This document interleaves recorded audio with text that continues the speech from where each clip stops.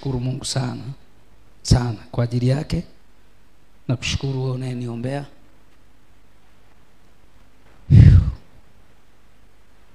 Leo kuna ugeni. Nikuombe tu, hebu ondoka kwenye hali ya kawaida. Ni mara chache sana Mungu kunipa nafasi kama hii. Ni mara chache sana. Ni mara chache sana. Ninaomba nikupe maelekezo, alafu tuende pale Mungu alikokusudia leo. Na Mungu amenituma kwa jambo maalum. Jambo la kwanza, kuna jambo ambalo limemshinda mtu na amekaa nalo muda mrefu, litaenda kutoweka ghafla.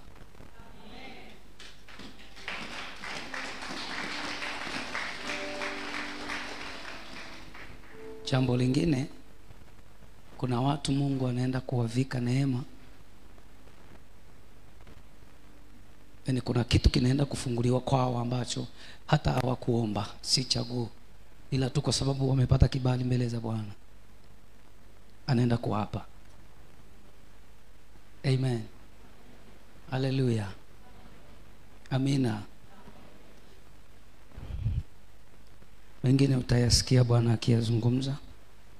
Naweza kaandika kichwa cha somo, mtembeo wa Roho Mtakatifu. Mtembeo wa Roho Mtakatifu. Ili kulifunua kusudi la Mungu. Mtembeo wa Roho Mtakatifu. Ili kulifunua kusudi la Mungu ndani ya mtu na kanisa. Mtembeo wa Roho Mtakatifu ili kulifunua kusudi la Mungu ndani ya mtu na kanisa. Mtembeo wa Roho Mtakatifu ili kulifunua kusudi la Mungu lililo ndani ya mtu na ndani ya kanisa. Uwepo wa Mungu ninaousikia mahali hapa siku ya leo, ninaelewa kitu gani Mungu anaenda kufanya kwenye ibada hii. Na huwa hauji mara kwa mara.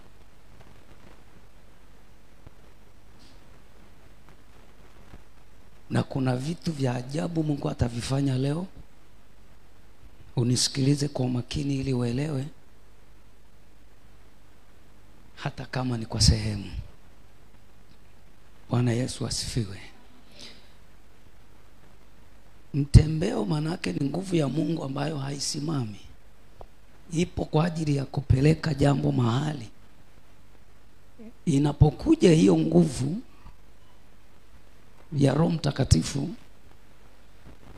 ni kwa ajili ya kazi ambayo imekusudiwa ikamilike kwa kufika iliko kusudiwa na Mungu mwenyewe.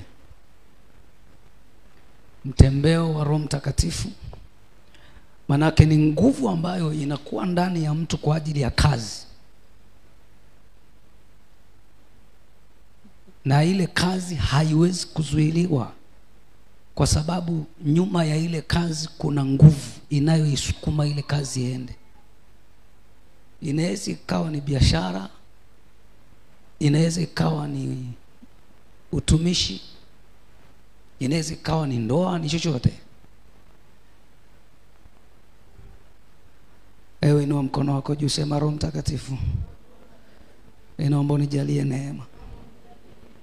Nijalie neema. Nijalie neema. Nijalie neema ya kuelewa.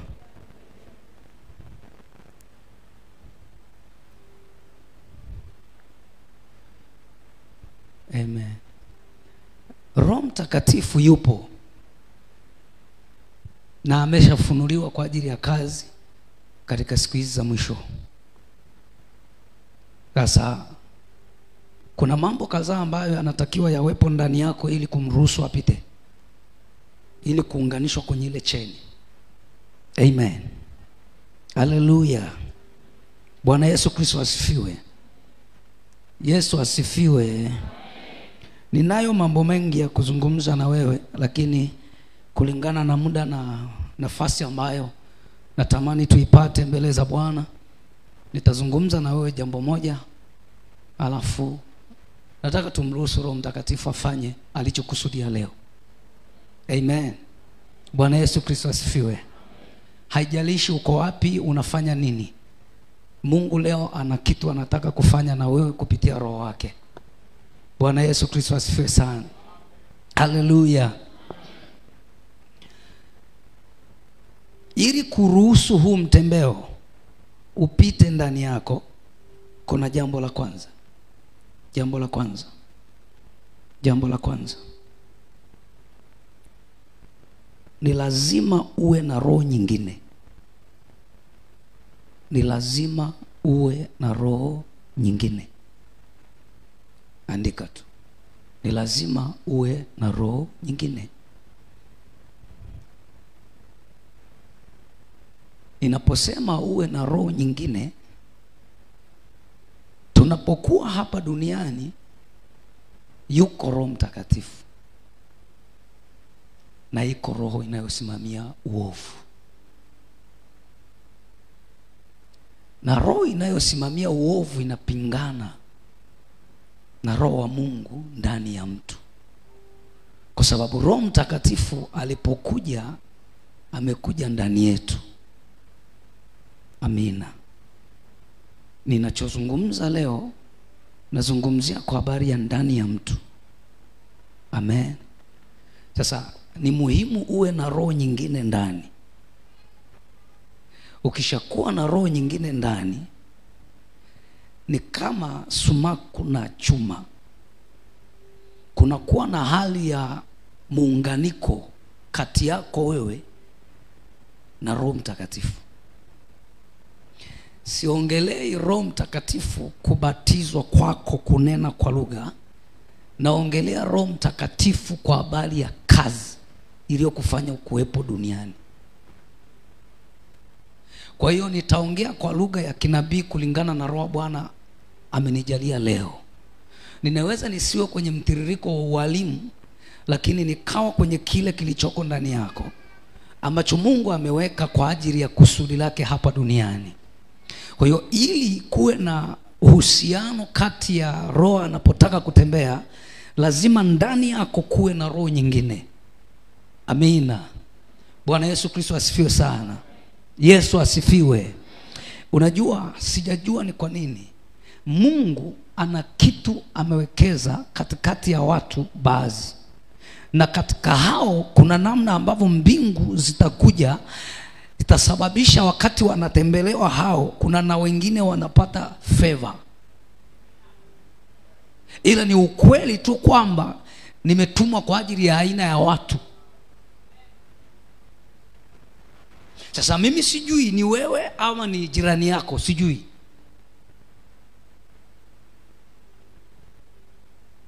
Kuna kazi Mungu anataka ukaifanye. Unajua, ninasikia nguvu ambayo sio ya kawaida. Ondoa mazoea. Popote ulipo, ondoa mazoea. Natamani uwe connected na madhabahu.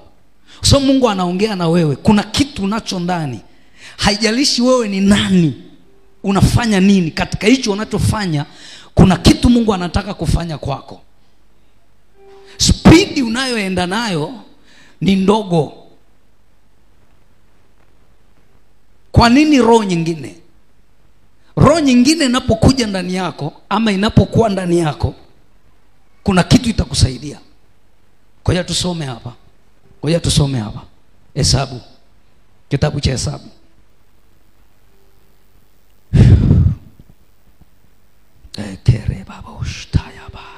Hesabu sura ya 14. Hesabu sura ya 14 na mstari wa 24.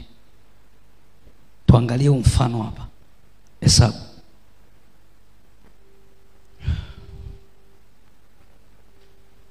Hesabu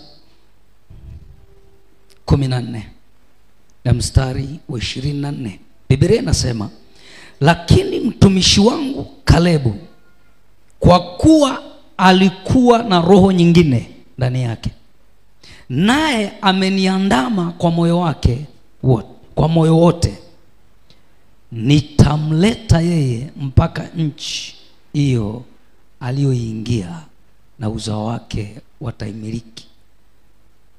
Waya nisome hapa nirudie. Nachotaka uone ni hichi hapa. Lakini mtumishi wangu Kalebu. Hapa ni Mungu anazungumza na Musa. Kwa kuwa alikuwa na roho nyingine ndani yake. Hii roho nyingine imezaliwa na yeye kumwandama Bwana kwa moyo wote. Bwana Yesu asifiwe. Roho nyingine inapokuwa ndani yako itakupa kuona tofauti na mwingine. Ukiwa kwenye biashara, ukiwa kazini, roho nyingine inapokuwa ndani yako itakupa kuona tofauti. Nisikilize vizuri. Inakujaje hii roho nyingine? Nitakuambia. Lakini nataka kwanza unielewe hii roho nyingine. Amen. Bwana asifiwe. Yesu Kristo asifiwe. Nipungie mkono wako namna hii. Sasa nisikilize. Kipindi cha Agano la Kale, roho nyingine ndiye Roho Mtakatifu kwetu.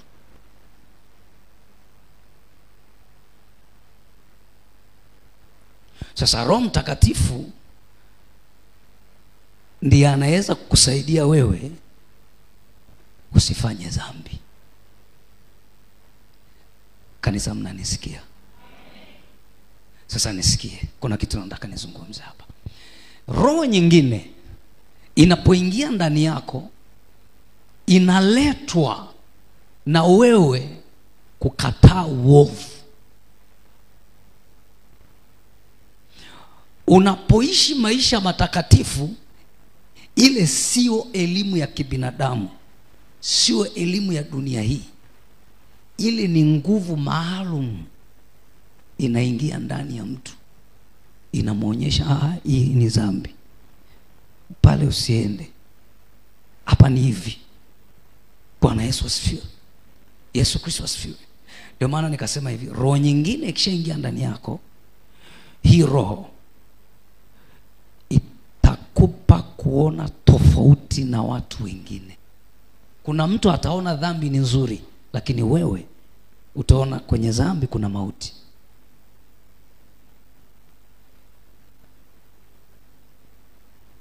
Kanisa, mnanisikia? Bwana Yesu asifiwe. Bwana Yesu Kristo asifiwe.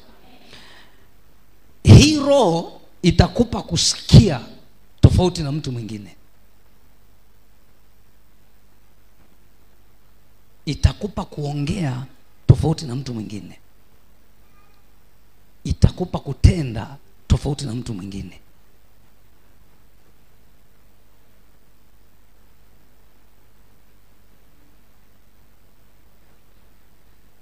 Na nisikie vizuri. Roho Mungu anasema hivi, Kalebu mtumishi wangu, kwa sababu ana roho nyingine. Unajua sisi tunatembea na kuishi hapa duniani, lakini Mungu kuna namna anatufuatilia. Anajua tu kabisa fulani hatembei vizuri na mimi. Moyo wake haujanielekea wote, uko nusu nusu. Kwa hiyo katikati ya wana wa Israeli akaonekana mtu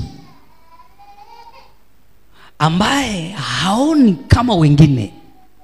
Sababu ya kumfanya sione kama wengine, alikuwa na roho nyingine ndani. Na hiyo roho nyingine ndio iliyompa kufunguka macho kuona tofauti na watu wengine. Na hiyo roho nyingine ndio iliyompa kusikia tofauti na watu wengine. Na hiyo roho nyingine ndio iliyompa kuongea tofauti na watu wengine, na hata kutenda.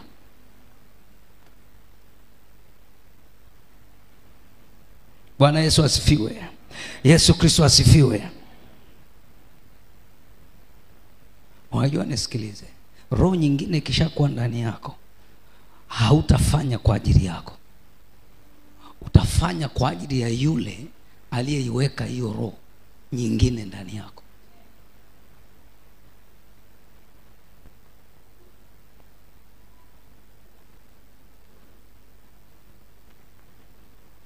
Narudia tena, roho nyingine ikishakuwa ndani yako itakusukuma kufanya ya yule ambaye ameiweka hiyo roho.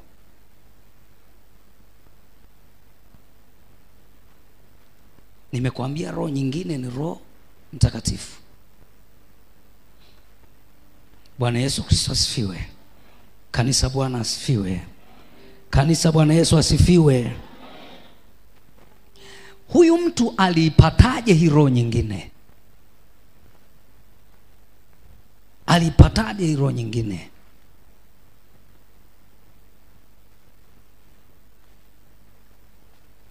Kuna kitu ambacho nataka nikizungumze kanisa, unielewe. Wakati Musa anafundisha sheria za Mungu katikati ya wana wa Israeli, zile sheria nyuma yake zilikuwa na roho. Kwa hiyo wengi wanazipokea, kuna wengine hazikuweza kubadilika kuwa roho ndani yao.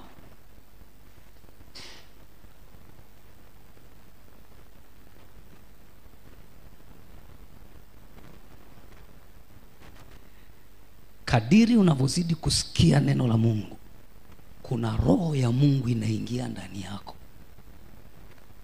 ambayo imebebwa na ulichosikia. Kwa hiyo niseme hivi, nisikilize tu. Umesikia hapa, akili inatakiwa kila wakati ifanywe upya, si ndivyo eh? So ukiamini kwamba ninatakiwa nibadilishiwe akili, automatically na kuwepo spirit ndani yako, kila baada ya muda inakusukuma kuomba ombi kama hili, ubadilishiwe akili. Hautahitaji tena usemeshwe kitu kama hichi iwapo umesikia kwenye uwepo wa Mungu. Utajikuta kila wakati utasikia kupungukiwa, unaomba ubadilishiwe akili. Unapolisikia neno lingine tena kwamba Yesu anaweza, kwa hiyo ile roho, unapoamini roho ya kuweza kufanya vitu inaingia wapi? Ndani. Kila fundisho nyuma yake limebeba roho ya Mungu kusimamia ulichosikia. Mungu akisema nimekuja kuwabariki, inakuja roho ya baraka. Kwa kila atakayeamini, roho ya baraka inakuwa juu yake. Mungu akija akisema hizi ni nyakati za mwisho, tuishi maisha matakatifu, roho ya utakatifu inakuja hapo. Inaangalia nani ameamini kwamba huu ni wakati wa kujitakasa, inakaa juu yake. Kila baada ya muda inakufundisha kujitakasa.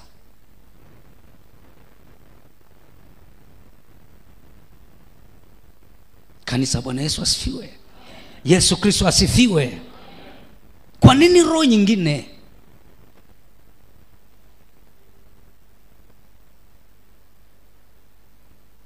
Kumbuka mwanadamu ni roho, nafsi na mwili.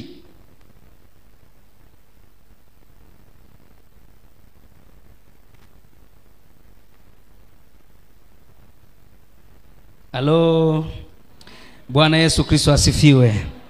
Bwana Yesu Kristo asifiwe. Hebu nipungie mkono wako namna hii.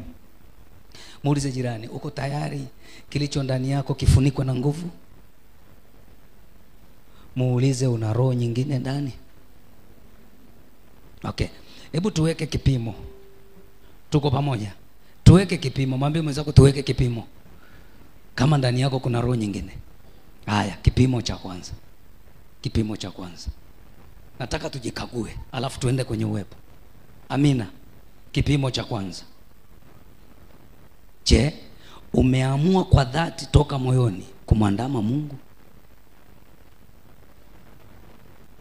Umeamua kwa dhati toka moyoni kumwandama Bwana? Hello. Bwana asifiwe. Moyo wako umeamua kweli kumwandama Mungu, ama njia zako kuna namna zina? Unajua katika hili kila mtu anajijua. Katika hili unajifahamu tu kwamba mimi siko sawa mahali. Ni sawa na tukisema sasa tuombe. Sawa huu ni mfano natoa. Tuombe. Tunaingia kwenye maombi. Kwa kweli kuna watu Mungu amewapa neema ya kuomba. Si unakubaliana na hilo? Unajua tu kabisa fulani mimi siwezi kuomba kama yeye. Unajua moyoni kabisa hii speed hapana. Ila sio kwamba hauombi, unaomba. Ila speed anayoiombea mwenzako wewe unajua tu kabisa hapana. Kuna mtu ananielewa?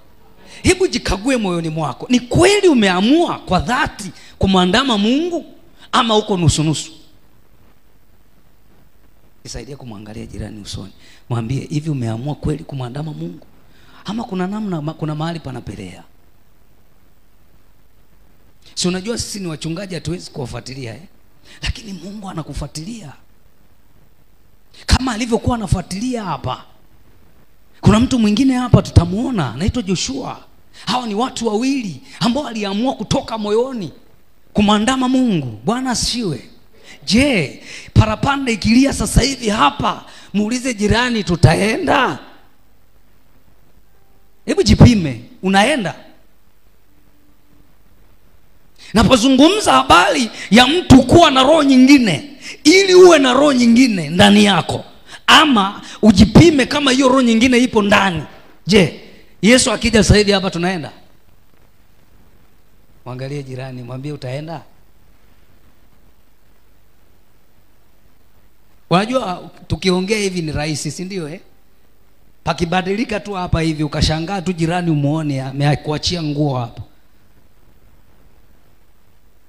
Hichi ninachokiongea sio chepesi hivyo.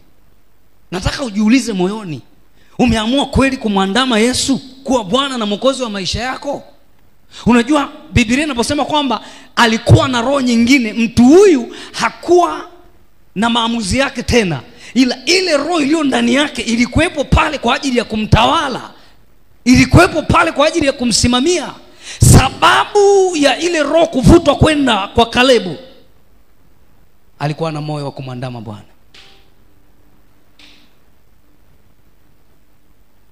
Nimekwambia leo kuna nguvu za Mungu kwa kiwango kikubwa sana. Nataka ujikague. Je, moyo wako kweli umeokoka? Unaenda na Bwana kweli? Mambo unayoyafanya yako sawa sawa? Pale jirani unapoishi, ushuhuda wako unaacha Yesu aendelee kupendwa wa kwako, ama watu hawataki hata kusikia habari za wokovu? Jikague. Jikague. Unaweza ukawa kanisani lakini ukawa na roho ambayo sio ya Mungu, na parapanda ikilia ukajikuta umebaki. Maana kitakachotusaidia kujua kwamba ni saa ya kuondoka ni roho wa Mungu. Na Roho Mtakatifu kukaa ndani ya mtu ni mtu aliyeamua kwa dhati kutoka moyoni kumwandama Mungu, kupata hasara kwa ajili ya mambo ya dunia.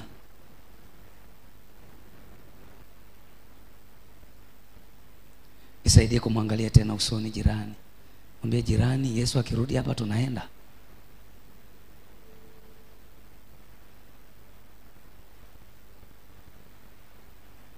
Wangapi wamejipima na wamepata majibu?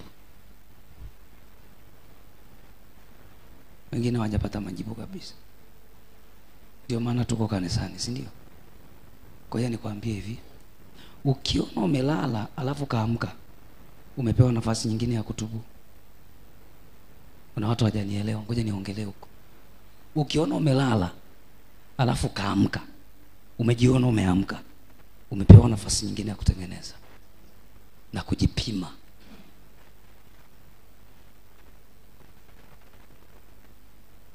Yesu asifiwe. Yesu Kristo asifiwe. Muulize jirani, umemwandama Bwana? Anasemaje? Kwa nini Mungu katikati ya wana wa Israeli akapata watu wawili, Joshua na Kalebu, na akanena kwamba hawa wote nafuta, lakini hawa wawili watavuka? Na sababu ya kuvuka kwao kwenda kwenye level nyingine, wameniandama. Unaweza ukajinyima anasa za dunia, ukaona kama vile unapata hasara, lakini usijue namna unavyoitengeneza heshima kwenye moyo wa Mungu, kiasi cha Mungu kufika mahali anaanza kujivunia wewe, na anakuwa tayari kuachia viwango vikubwa vya mtiririko wa nguvu za Roho Mtakatifu ili kukusaidia kufanya unachofanya hapa duniani. Unajua, unaweza ukawa unafanya biashara lakini umeamua kumwandama Mungu. Hautafanya hiyo biashara kama binadamu mwingine. Unasimama unafanya huduma na moyo uliomwandama Bwana. Huwezi kufanana na watumishi wengine. Lazima mbingu zitakutofautisha. Nasema lazima mbingu zitamtofautisha mtu aliyemwandama Bwana.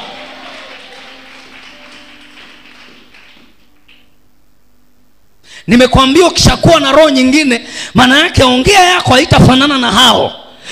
Kusikia kwako hakutakuwa kwa hali ya kawaida. Hata kutenda kutatengwa. Mimi sijui historia yako, lakini acha nikwambie, tutamwambia Bwana turehemu. Ikiwa kuna namna tulichezea nafasi aliyotupa na tukaona ni kawaida tu kuishi duniani, na unakuta mtu mwingine ananungunika kwa sababu amekutana na mambo magumu kwenye haya maisha. Kabla hujaanza kunungunika, ni muhimu ujue, je, moyo wako umempenda Mungu kweli, ama umekuja kwa sababu ulikuwa unaumwa? Nisaidie kumwangalia jirani, muulize, kilichokuleta hapa kanisani ni nini? Na kama kuna mtu anatufuatilia, wako wawili, muulize, kwa nini unafuatilia haya mahubiri? Nisaidie kumwangalia tena usoni, kwa nini umechagua kuja hapa? Nini kilikuvutia kuja kwenye hili kanisa? Afu mwambie, hebu linganisha na hicho kilichokuvutia na moyo wa kumpenda Bwana umo.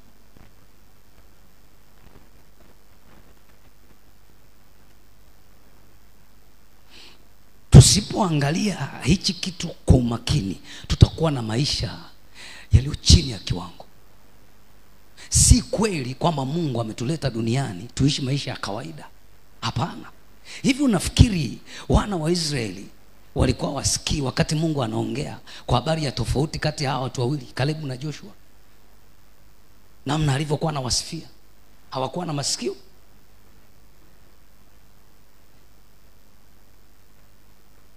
Bwana Yesu asifiwe. Kanisa, Bwana asifiwe. Hesabu 32. Hesabu 32. Biblia inasema 32 Hesabu na ule mstari wa 11 na wa 12. Neno la Mungu linasema hivi. Nasema hivi: ila Kalebu mwana wa Yefune Mkenizi na Yoshua mwana wa Nuni, kwa kuwa wao wamemwandama Bwana kwa moyo wote. Bwana asifiwe. Hawa watu ninachotaka uone tu, je, hapa ulipo na nafasi ulioipata ya uhai unanisikiliza, una moyo wa kumwandama Bwana? Hawa watu umeona habari zao zinatajwa na zitaendelea kutajwa kungali kanisa bado duniani, kwa sababu tu walimwandama Bwana kwa mioyo yao yote.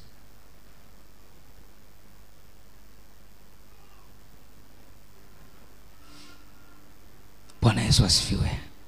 Yesu Kristo asifiwe. Kumbukumbu la Torati, Kumbukumbu sura ile ya 6. Ninaamini tukiitisha maombi ya toba hapa tutatubu, si ndio? Maana kila mtu ameshajiweka kwenye kipimo. Kwa sababu ukifika mahali umesahau ama uwezi kukumbuka ulichokiongea tangu asubuhi mpaka sasa kuna shida.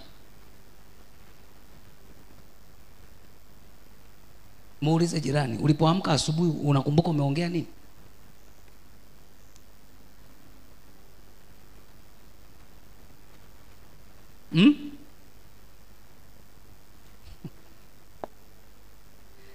Mwangalie usoni, mwambie ulivyoshusha miguu kitandani, neno la kwanza uliloliongea ni neno gani?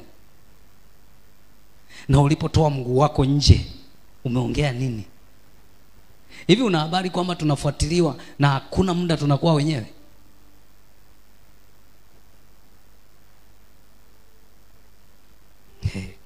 Okay. Kwa hiyo tuendelee, tuangalie hiyo Hesabu sura ya 6 na ule mstari wa 5. Mstari wa 5. 6 mstari wa 5. Biblia inasema hivi: nawe mpende Bwana Mungu wako kwa moyo wako wote na kwa roho yako yote na kwa nguvu zako zote. Nisaidie kumuuliza jirani, hivi ndivyo lilivyo ili neno ndani yako? Nimekwambia roho nyingine tuseme tunapima kwamba roho nyingine iko ndani yako, na kipimo cha kwanza ni hicho. Mwambie mwenzako tuko maabara ili tuweze kustahili kupokea nguvu. Haleluya. Bwana Yesu asifiwe. Bwana asifiwe. Nguvu za Mungu zipo, lakini unaweza ukapokea nguvu ukaishia jehanamu. Unaweza ukapokea nguvu ukaharibu kwa sababu ya moyo wa kwako haujamwandama Mungu kwa viwango vinavyotakiwa. Hawa watu walipimwa na wakastahili. Amina. Wakati Mungu anawaondoa wana wa Israeli, wale ambao hawakuwa na roho nyingine ama hawakumwandama Mungu, walibaki watu wawili tu. Unajua afadhali ya kipindi kile, kwa sababu walikuwa wenzetu wanaona mtu anakufa wanamuona. Ni hatari sana kwenye kipindi chetu, kwa sababu watu wamekufa alafu tuko nao tunaishi nao.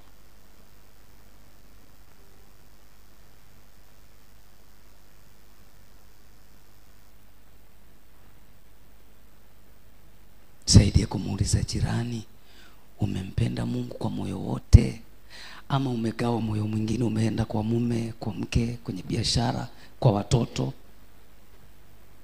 kwa mambo fulani ya dunia yasiyompendeza Mungu?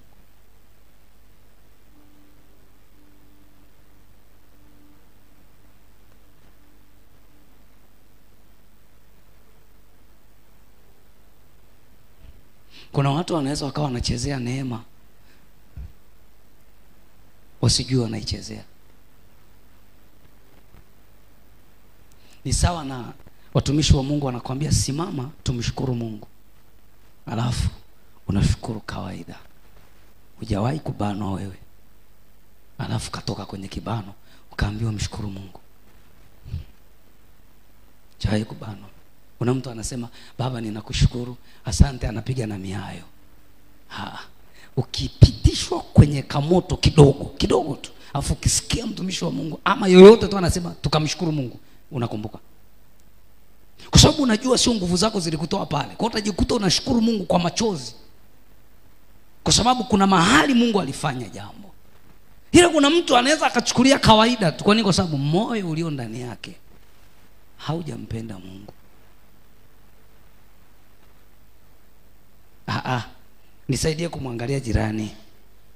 Hebu niambie ni kitu gani? Mwambie tu ni kitu gani ambacho unakipenda kuliko kitu kingine chochote. Mwambie uwe mkweli mbele za Mungu.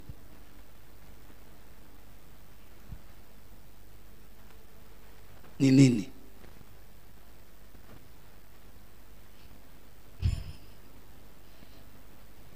Umeshaanza kuona kwamba kuna wakati tunamwambia Mungu, tuko huko tunaimbishwa na watumishi wa Mungu hapa, tunamwimbia Bwana, lakini kiukweli moyo haupo hapo, uko pale. Kama Biblia inasema ilipo hazina ya mtu ndiko na moyo upo. Maana moyo unaweza kuhama, na moyo una tabia ya kuhama mahali unapendwa. Yaani ukishapenda kitu maana yake umeshaondoka. Kwa nini Mungu asema moyo wote? Maana kuna uwezekano wa mtu kumpenda Mungu nusu na sio kwa ukamilifu. Sasa tuna watu ambao Mungu anataka kuwaamini kwenye nguvu kubwa katika kizazi hichi. Anataka kuwaamini kwenye mafuta ya utajiri kwenye hichi kizazi, lakini mioyo yao si mikamilifu mbele za Mungu. Haiko kwa Mungu mizima, haiko.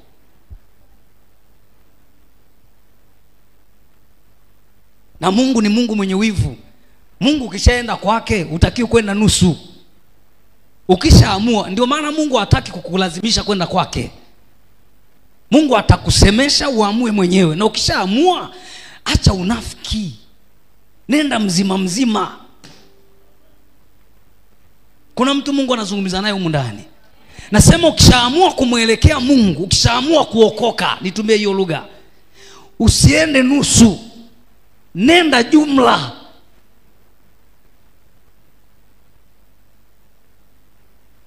Kuna mtu aliwahi kuja nikamwombea mahali, nikamwambia hili tatizo hili liondoke, unatakiwa mpokee Yesu.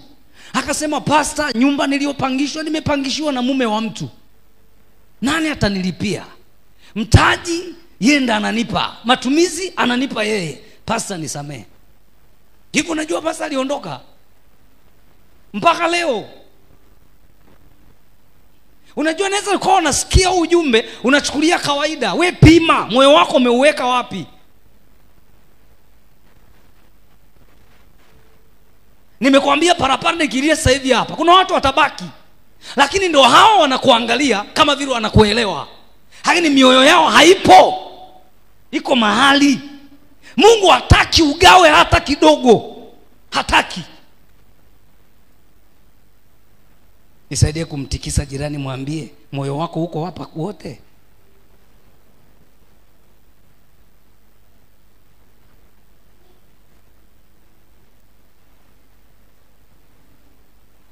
Sasa fikiria, huyo anataka tu maombi, Yesu hamtaki.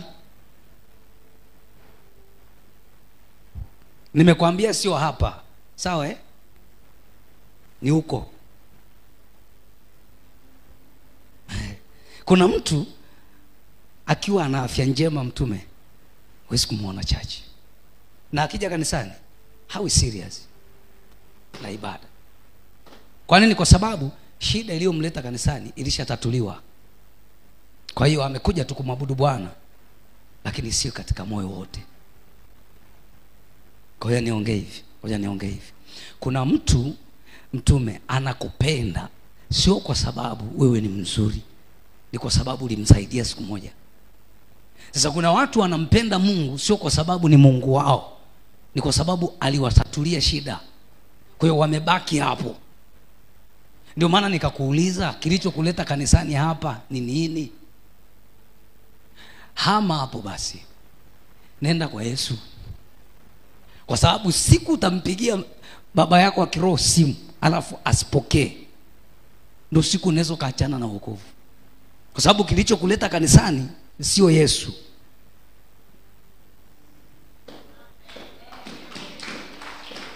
Sasa mtume, mtu kama huyu akifunikwa na utukufu, anasahau na Mungu wako, anaondoka, harudi. Lakini kumbuka, akishapewa hiyo neema anaondoka, anaenda.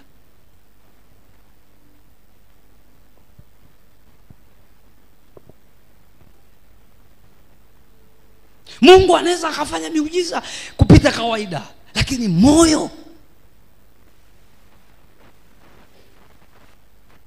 unampenda Mungu.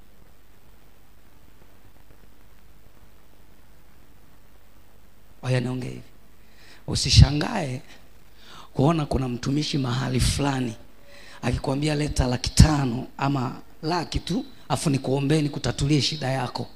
Usishangae, alipewa upako wakati moyo hauko na Bwana. Akakutana tu na wingu kama tulivyo ibadani hivi, likamdondokea pu. Tunajua Mungu akimpa mtu amnyang'anyi.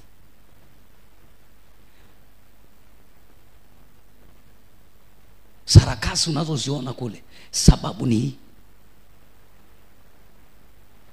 hatari tayari sana kupokea upako wa hela, alafu moyo wako hauna Mungu, utakwama. Duniani tutakuona umefanikiwa na umeokoka, lakini kiukweli parapanda ikilia pale mlangoni wingi, na huku duniani umesaidia.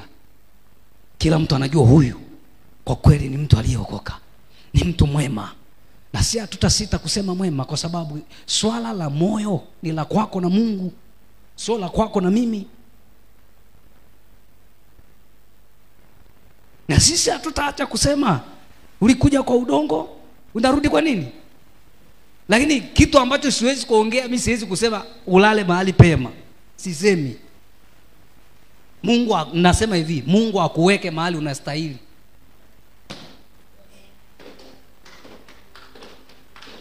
Mimi nikienda kuzika sisemagi ulale mahali pema peponi. Namwambia ndugu, ukae mahali unakostahili kukaa.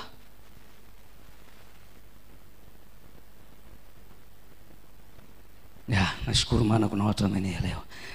Tumpigie Bwana Yesu makofi sasa. Sasa upako wa leo una masharti, na masharti yake ndio hayo. Una masharti. Kwa sababu ya kitu Mungu anataka kutembea na hao watu. Masharti ni hayo. Ushaona baada ya ibada hii Mungu akafanya jambo.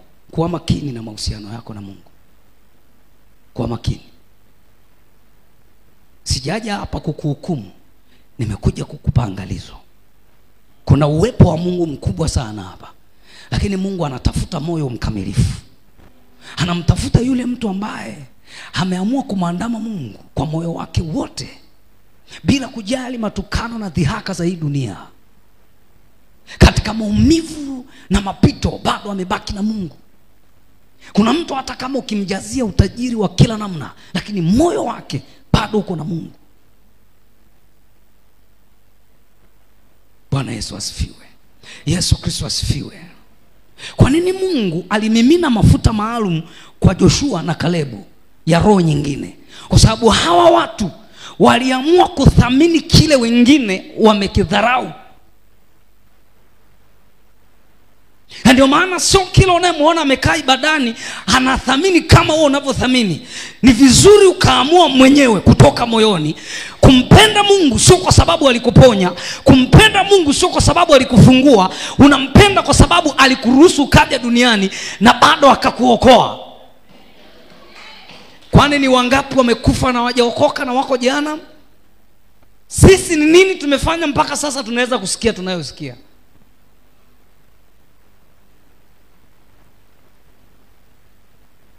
Bwana Yesu Kristo asifiwe. Yesu Kristo asifiwe. Tuwa Mungu unanielewa. Okay, unataka kwenda mbali. Kwa umbali huo, moyo wako unapenda nini?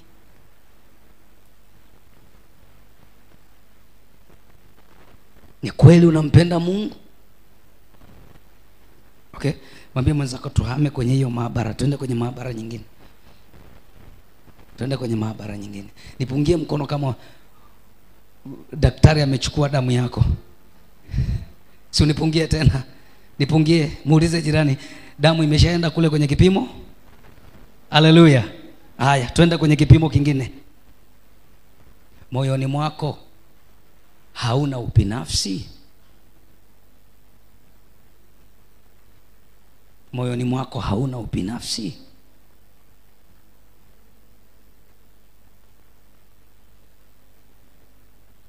Yeyote aliye na ubinafsi ndani hawezi kuaminiwa kwa mambo makubwa. Kwa sababu siku zote hujiona yeye na sio wengi.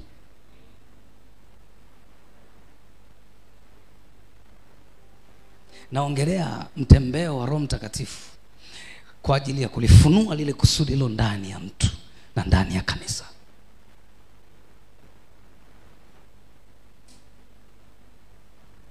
Muulize jirani, hauna ubinafsi ndugu yangu?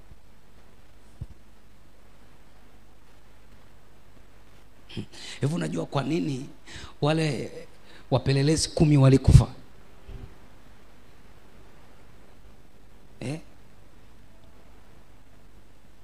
wakabaki Joshua.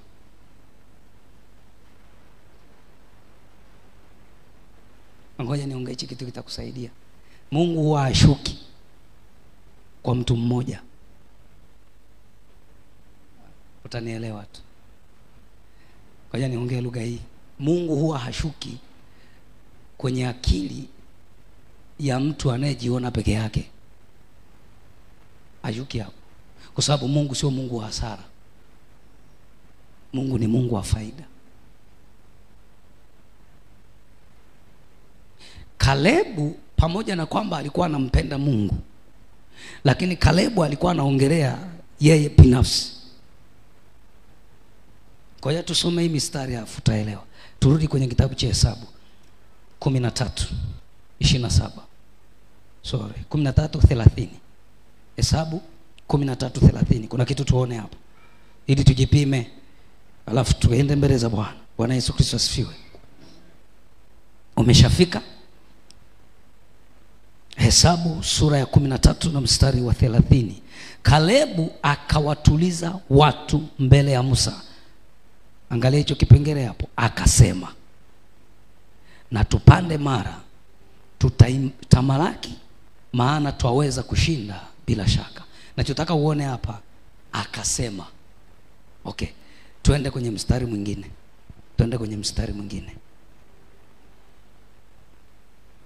Hiyo Hesabu. Bwana asifiwe. 14 mstari wa 6. Kumbuka, usisahau pale akasema.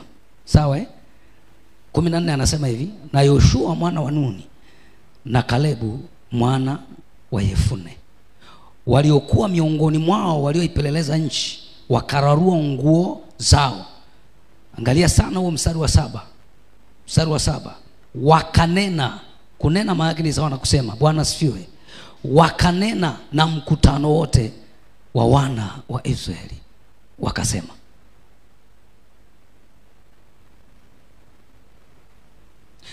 Ukiendelea kusoma hiyo mistari hapo kwa muda wako, unakutana na udhihirisho wa Mungu baada ya wana wa Israeli kusikia hawa watu wawili walioungana pamoja wanasema hivi, kule tunaweza kwenda na tunaweza kumiliki.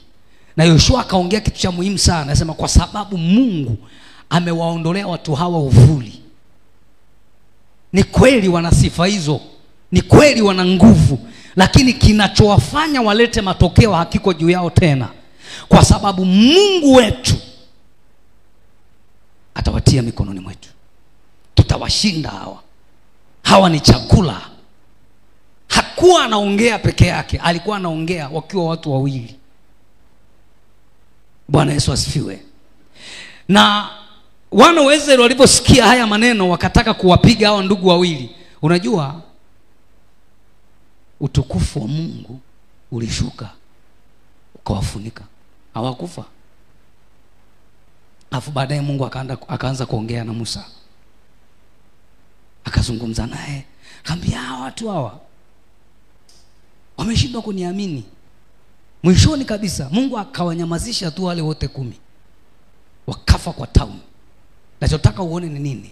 Mungu anatafuta mtu ambaye haoni mtu, anayeona watu, ambaye haoni kitu, anaona vitu. Anamtafuta mtu mwenye moyo wa ukarimu ndani, sio binafsi. Okay. Ukifanikiwa jambo lako ambalo ulikuwa unalishughulikia, moyo wako huo unausikia unaongea nini?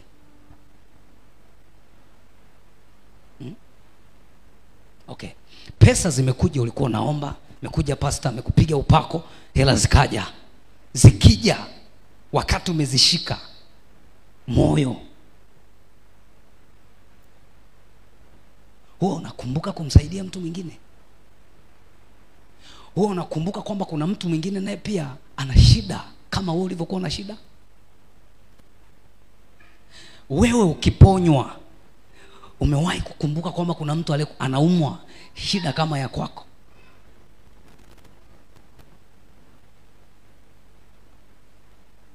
Mungu amekupa mtaji, umefungua biashara. Umewahi kufikiri kwenye akili yako kwamba kuna mtu anateseka hana mtaji, lakini maarifa anayo ila hana mtaji? Na saa nyingine shilingi 10,000 tu ya kwako ambayo unaweza kaenda ukafanyia kitu kidogo tu ambacho wewe unaona ni kidogo, lakini kwa huyu mtu ukimpa 10,000 umeikomboa familia nzima.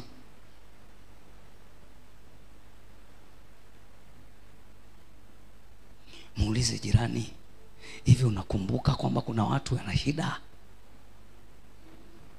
na hawasubiri Mungu ajibu, ni wewe ndo unajibu?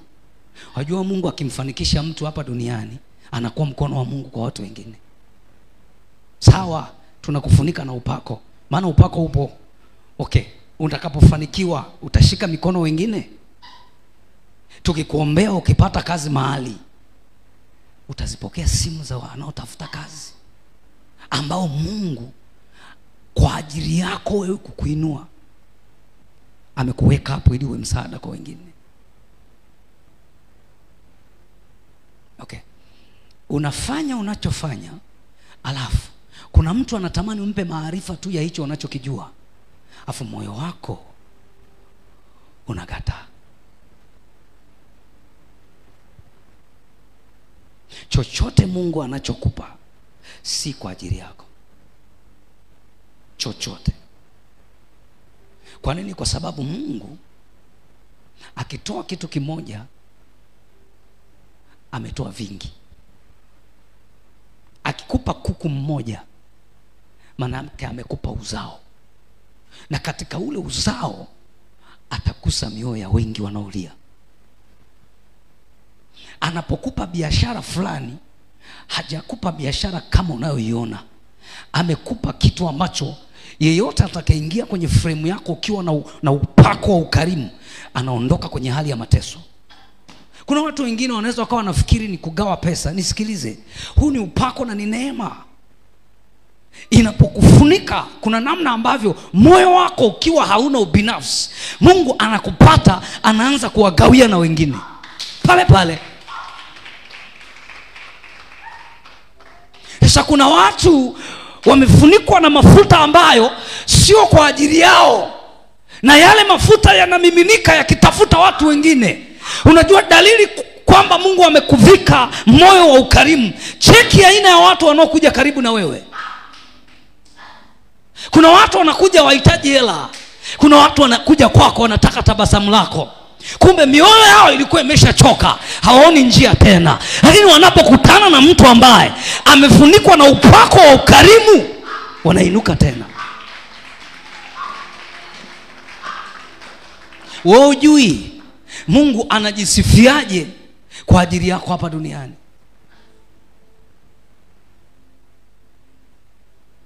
Saa nyingine tunakuwa na mtazamo wa kupata mahitaji kwa ajili ya watoto wetu. Nisikilize, hata kama haupo bado Mungu atatunza watoto wako.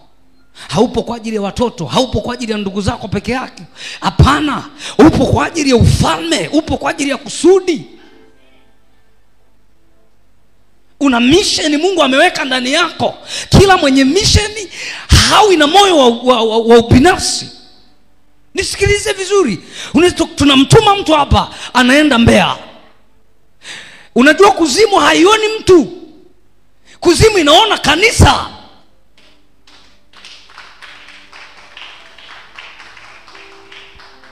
Tafsiri ya ulimwengu wa roho, unaposogea mahali ukiwa umefunikwa na mafuta, moyoni una moyo wa kumpenda Bwana, alafu ndani yako umevikwa moyo wa ukarimu. Unajua Mungu atawasaidia na watu wengine ambao wewe huna haja ya kuwajua, wanasaidika.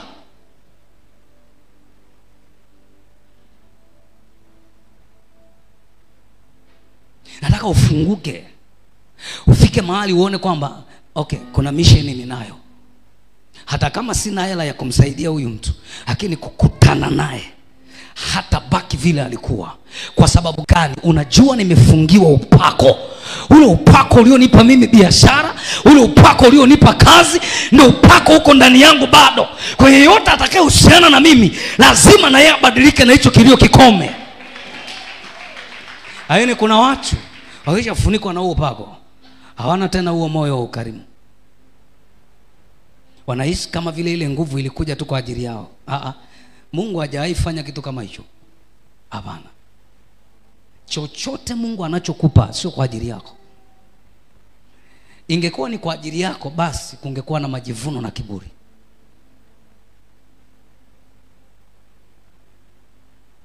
Miaka aliyokupa kuishi sio kwa ajili yako. Kuna watu anataka kuwasaidia katika uhai wako.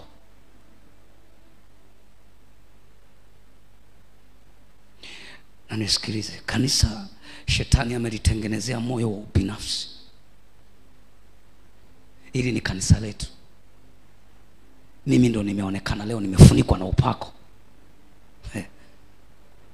Unamgusa mtu anapona. Baba ameniona amenifunika na upako wa kibali. Unaenda kwenye biashara unauza. Unasahau mission ya ufalme. Huyu baba hajatumwa kwa ajili yako peke yako. Nisikilize vizuri. Hawezi kukanyaga kila mahali ambako ninyi leo mngeondoka hapa mkakanyaga. Lakini ile neema Mungu aliyoiweka ndani yake ni neema iliyobeba ukarimu wa kuifikia ardhi, kuifikia nchi, kufikia kila nafsi mahali popote mtakapokanyaga.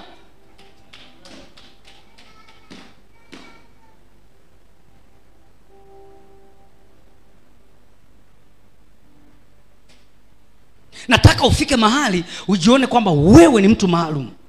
Ni mtu uliyechaguliwa. Ni mtu ambaye hauna chombo tu kwa ajili yako na watoto wako. Una chombo kwa ajili ya kusudi la Mungu. Kwamba popote utakapokanyaga ni mbingu zimepita hapo.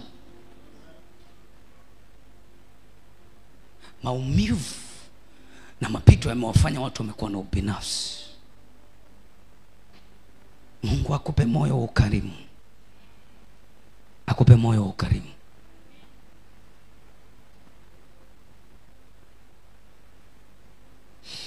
Wakati nikiwa pale custom, yule pastor anayesimamia lile kanisa pale, mama yake mzazi, wakati nikiwa sijui, sijaoa, ninapitia maisha magumu, yule mama alikuwa anakata majani ya migomba pastor. Anachukua vitenge vipya, anatutandikia chini, tunalala.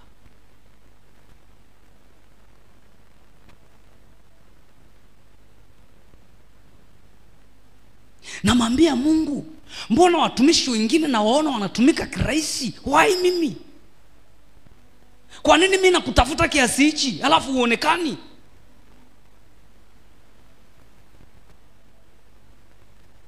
Nikiwa kwenye nyumba ya udongo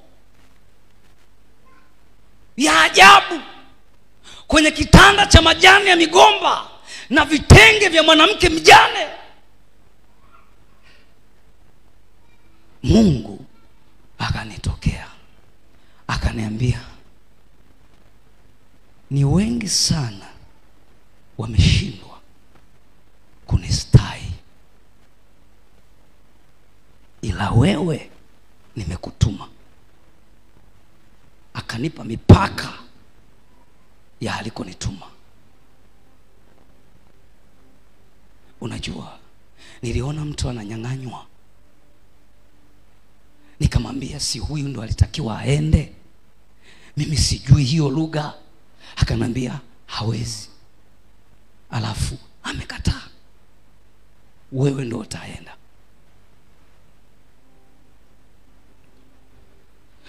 Hii nguvu ninayoizungumza hapa ikanifunika nikiwa ndotoni, na akanipa na kazi ninayotakiwa kufanya.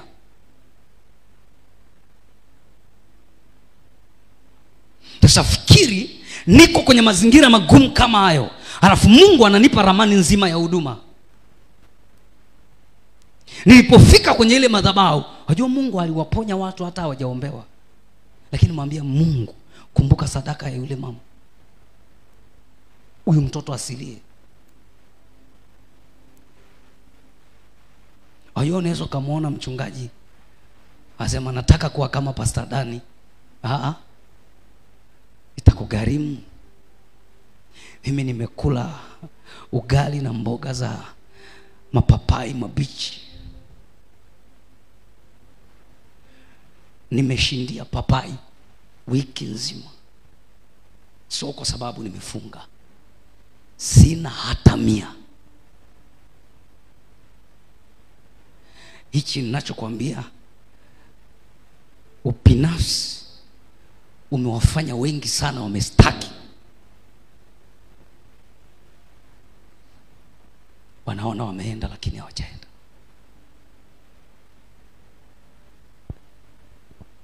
Mungu aliponiambia hayo maneno, akaanza kunifundisha hichi. Sina mahali nitaenda hata kama sitaongea, cha Mungu kisifanyike. Na huwezi kuniona mahali naenda kwa akili zangu.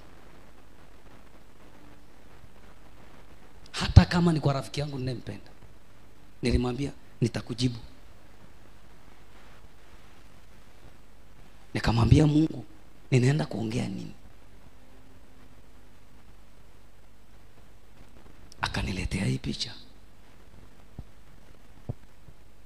Unakaa usiku kucha, kuna kucha asubuhi, unatokea madhabahuni kwa sababu yao waliolala wanafikiri na wewe ulikuwa umelala.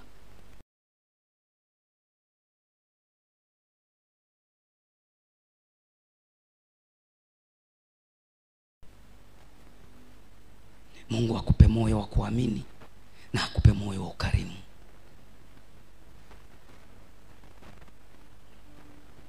Nipungie mkono wako. Muulize jirani,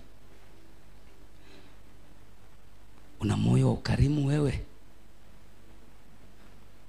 Hivi ukifanikiwa huo unakumbuka kwamba kuna mtu ambaye hajafanikiwa? Hiyo ni dalili tu kwamba una moyo wa ukarimu. Saa nyingine unaweza kumkumbuka mtu, kuna watu ambao hawajafanikiwa, lakini unatenga muda hata kuomba. Kitendo cha wewe kuingia kwenye maombi ni kama unaisafirisha ile nguvu ikawasaidie, ikawatoe kwenye hicho kilio. Hello. Yesu atukuzwe, wana wa Mungu. Bwana Yesu asifiwe sana. Sasa angalia, Joshua alikuwa amejisahau yeye. Alikuwa na uchungu na mzigo wa Israeli kushinda na sio kushindwa, akiwa na Caleb. Halo. Unajua tunaona kwamba ndugu alikuwa na mke ni wakati yuko kazini, anasema mimi na nyumba yangu tutamtumikia Bwana. Kwenye hichi kipindi chote huku, mbona hatuoni habari za watoto wake na mke? Geukia mwenzako, mwambie uwe na moyo wa ukarimu. Bwana Yesu Kristo asifiwe. Yesu Kristo asifiwe. Kanisa, mpigie Yesu makofi kama unanielewa. Viko viwango ambavyo Mungu atakuamini ukishakuwa na huu moyo. Hautaenda kwa ugumu. Mafuta yapo.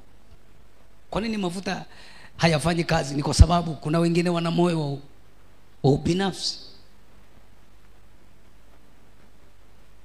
Hivyo unajua, ukimwona mtu ananunua gari, mpaka hata mtu aliyeko barabarani, kuna watu mtume Roho wa Mungu anawaambia mchukue huyo, mpandishe kwenye gari, mchukue. Anakataa. Anawasha gari. Naongelea habari ya kesi ya mtu binafsi. Unanielewa kanisa? Unasikia kabisa huku ndani usimwache huyu, lakini unamwacha kwa sababu zako. Na wakati Mungu alikupa kwa siku kama hiyo, ili angalau basi Mungu apokee shukrani kutoka kwa huyu mtu kupitia wewe. Mimi nimekupa ni mfano, sijasema ni wewe. Hivyo mnanielewa kanisa?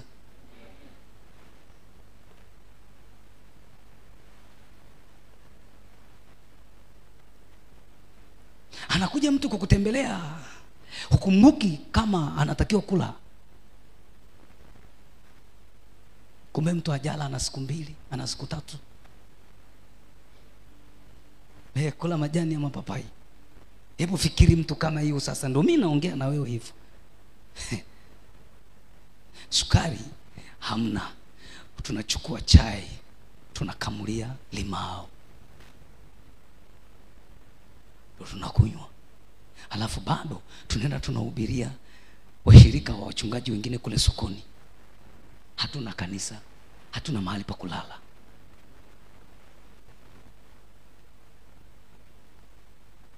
Ndio huyu unaniona leo.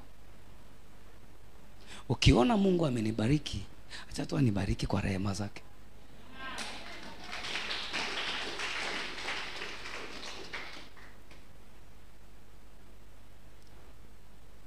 Sisi tumeenda mlimani kufunga.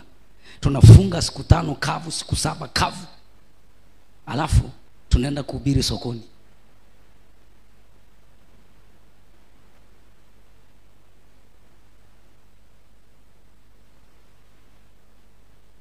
Ajaribu kukuonyesha moyo wa ukarimu. Utakuruhusu kufanya kwa kuongozwa na Roho Mtakatifu pasipo mipaka. Kanisa, Bwana Yesu asifiwe. Haleluya. Bwana Yesu asifiwe. Okay, muulize jirani, maabara umetoka salama? Au tuende tukabebe dozi? Ninayo mambo mengi ya kuzungumza, lakini haya mawili tu yanatosha. Nataka tuende mbele za Mungu tukamwambie Mungu aturehemu kwa dakika chache. Tusimame tukamwabudu Bwana.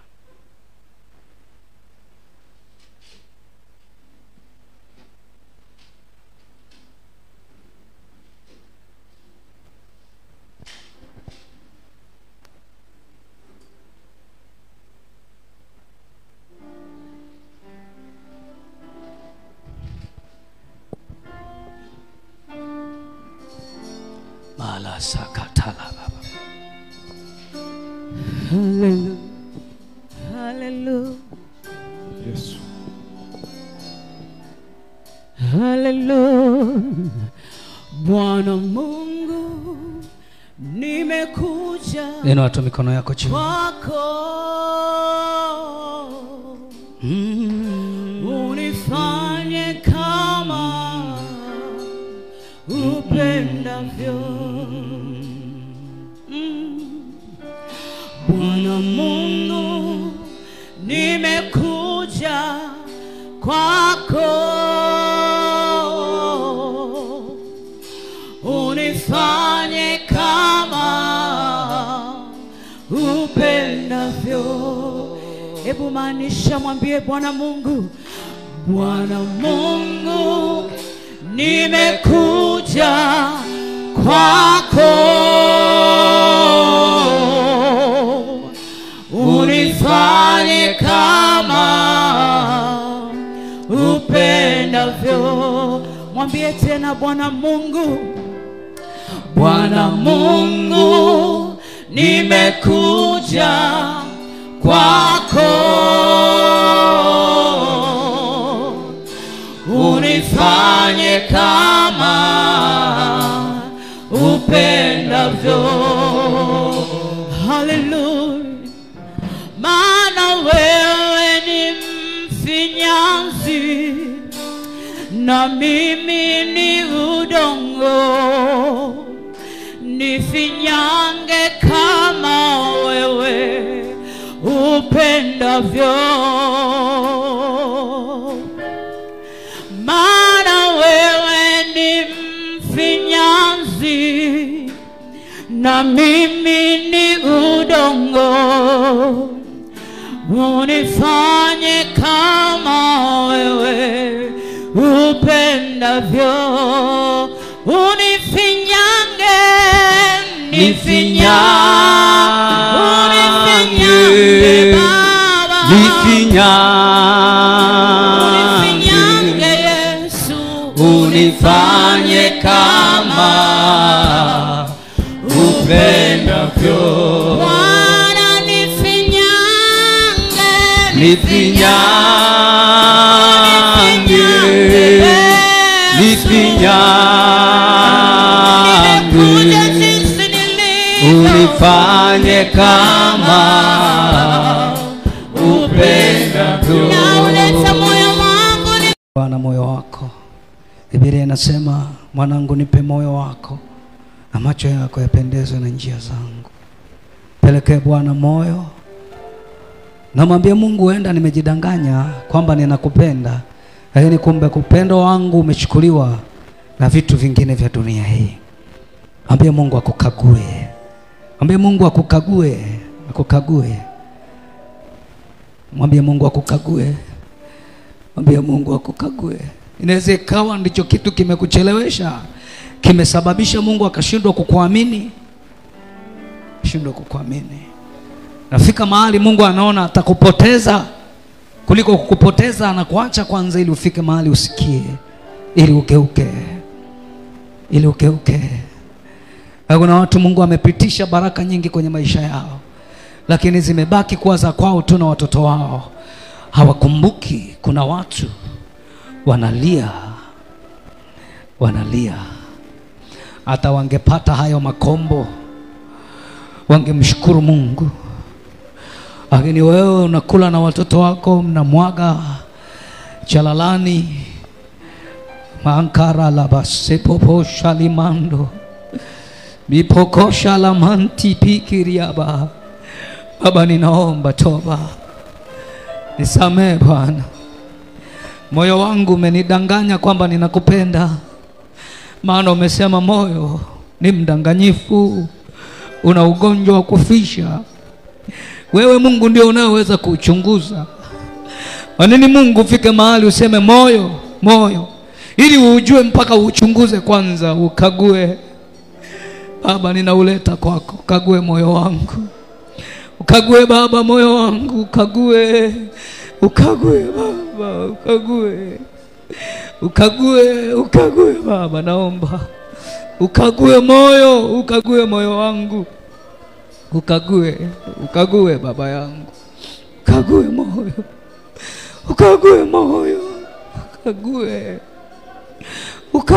Baba, ukague moyo wangu,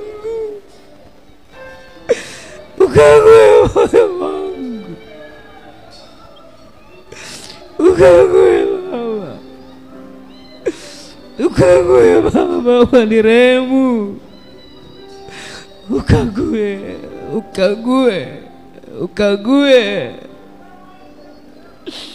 na Baba.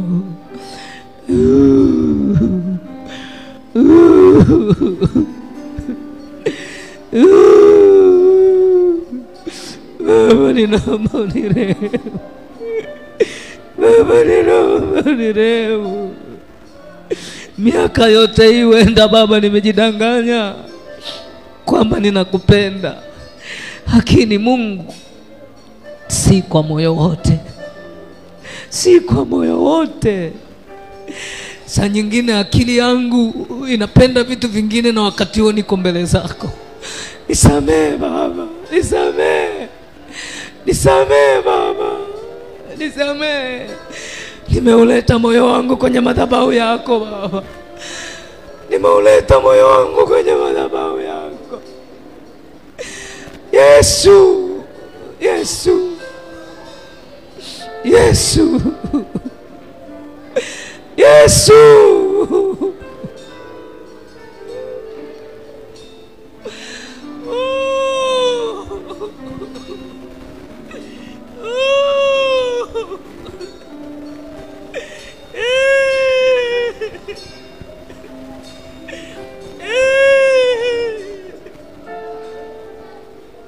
Baba, nimelileta kanisa lako. Sikia Baba, sikia maombi yetu. Sikia Baba, naomba. Sikia Baba, naomba.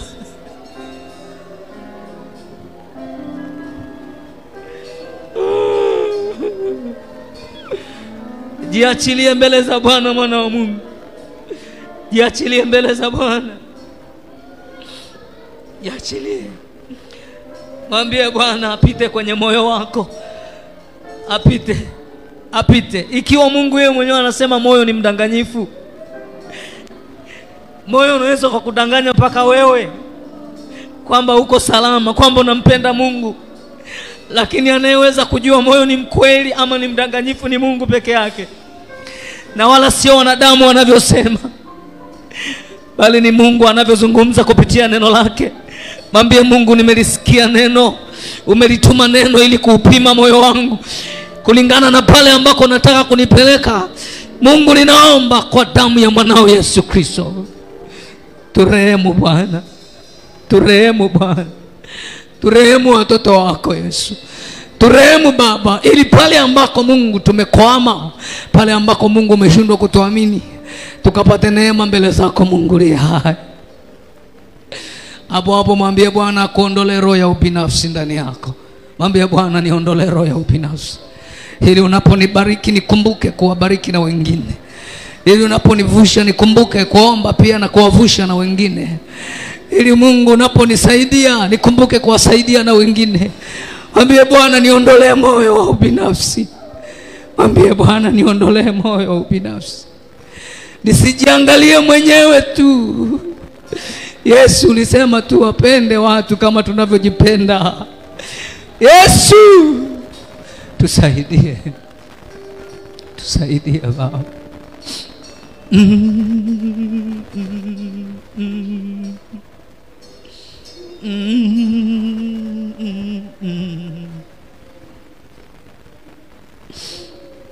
Amaratia sabaya.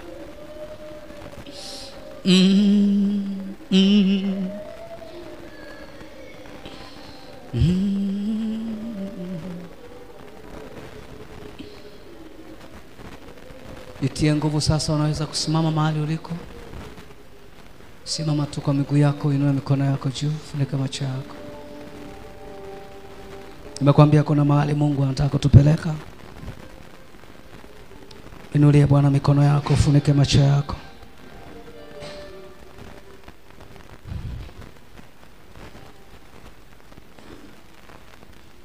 Kwa nini Mungu alimwamini Daudi alafu Sauli akafa na mwanae? Na kwa nini wapelelezi 10 wakafa wakabaki watu 2 tu?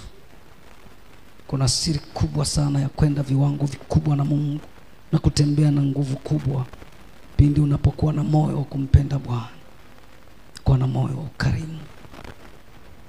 Nyosha mikono yako juu, mwambie Mungu, niko tayari, niko tayari. Roho wako anisaidie, unifunika na utukufu na nguvu zako. Nataka tukamwabudu Mungu, alafu tauona sasa mtembeo wa Roho Mtakatifu katikati yetu.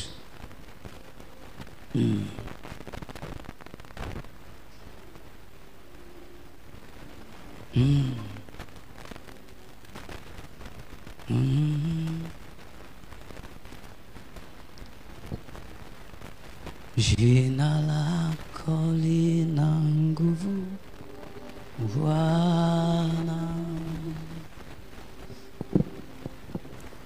jina lako lina nguvu Bwana, jina lako lina nguvu, jina lako lina nguvu, jina lako lina nguvu Bwana, jina lako lina nguvu, jina lako lina nguvu, jina lako lina nguvu Bwana, jina lako lina nguvu, jina lako lina nguvu, jina lako lina nguvu Bwana, jina lako lina nguvu, jina lako lina nguvu, jina lako lina nguvu Bwana. Leo nasikia upako uko juu ya watu. Hebu mwambie Bwana, niamini tu mara moja hii. Mwambie Bwana. Mwambie Bwana, naomba niamini. Nifunike na haya mafuta. Nifunike na haya mafuta. Kwenye kazi yako kuna mission ya kazi ya Mungu. Kwenye utumishi, hiyo ni mission ya ufalme. Kwenye ndoa kuna mission ya Mungu hapo. Mwambie Mungu, nahitaji sasa upako wa mtembeo wako, nifunike.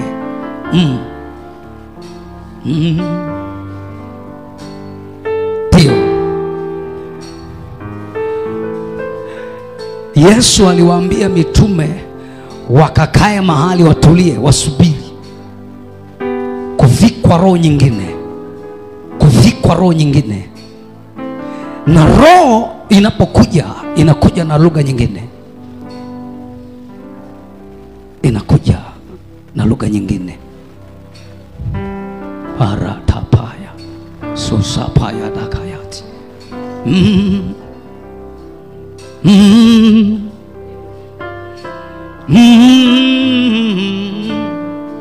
Satapa.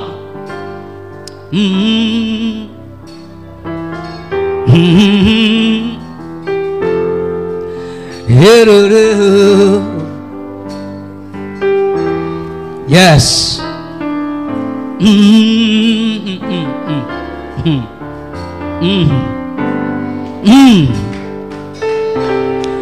Unajua, ninakumbushwa namna Meshaki, Shadraka na Abednego walipotupwa kwenye tanuru la moto. Ule moto uliwaacha wakawa salama. Iko nguvu ambayo Mungu ameituma kwa ajili ya mtu hapa. Na hiyo nguvu itakufundisha kuongea. Itakufundisha kwenda kufanya mambo ya ajabu ili Yesu atukuzwe katika kile ufanyacho. Ndio Bwana. Ndio Bwana. Kuna watu humu ndani. Kuna watu humu ndani. Mbingu zinawasubiri kufanya mambo makubwa. Lititapaya tisobaligetia. Nilikwambia mambo yale magumu Bwana anayaondoa kwenye mtembeo huu na utukufu huu. Ninaona mgeuko wa maisha ya watu yanabadilishwa kabisa. Yanabadilika. Yule roho aliyebadilisha maisha yangu ndiye amenituma kusangaza neno hili, ya kwamba kuna watu wanabadilishiwa maisha yao. Kuna watu wanabadilishiwa viwango vyao vya utumishi. Kuna watu wanabadilishiwa viwango vyao vya biashara. Wanabadilishwa hao watu. Wanabadilishwa. Ndio.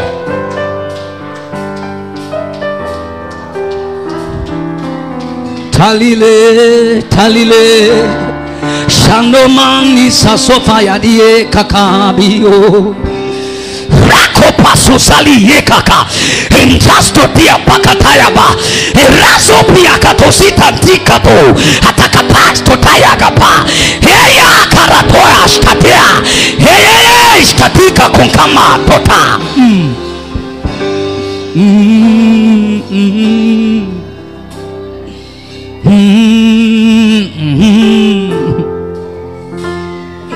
Oh.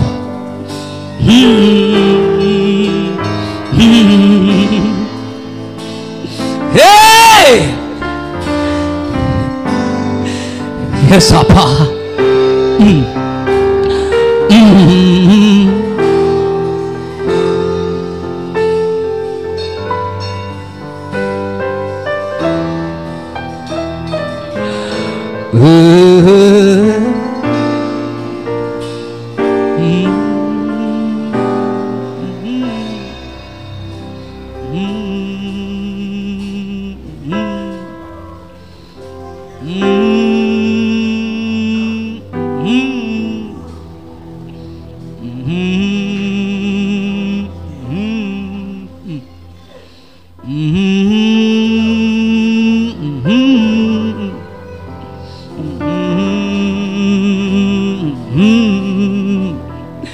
Fungua tu moyo wako, ino imani yako mbele za Bwana.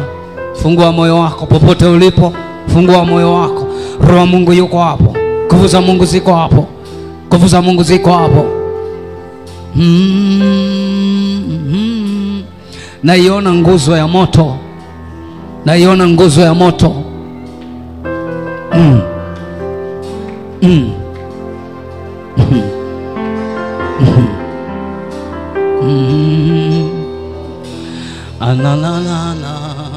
Oh. Hivi unajua upako ulivyo mzuri wewe? Tepepa soso pala hati.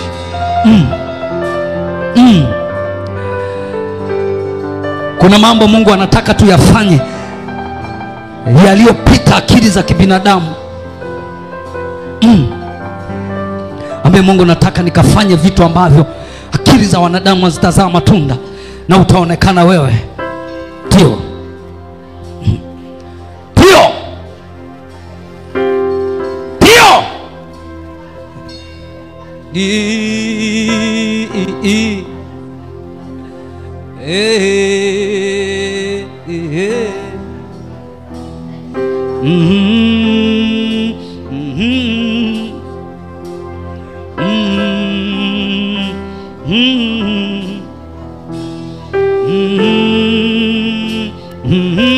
Najua naiona nguvu inaingia ndani ya mtu.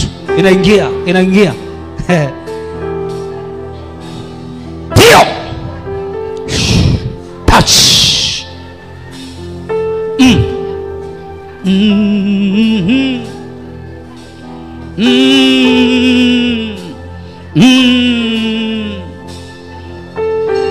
Tio.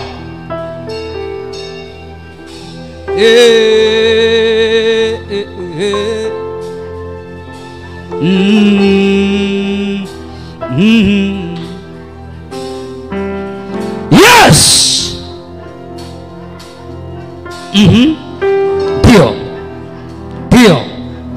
Ndio.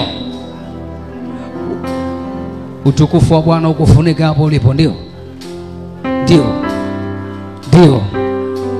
Hautafanya biashara kwa level hiyo. Moyo wako umebadilishwa. Bwana amekuvika roho ya ukarimu. Ndio Bwana. Inua mikono mara ya mwisho tukamalize. Inua mikono yako juu.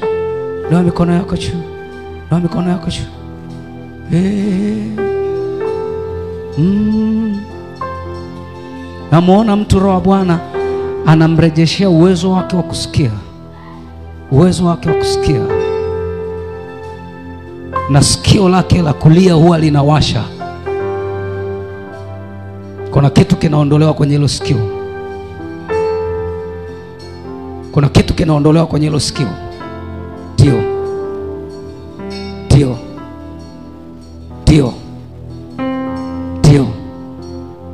Ndio.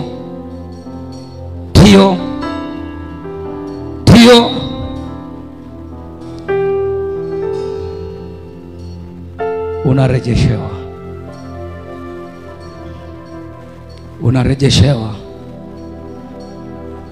Inua sauti yako, sema Bwana,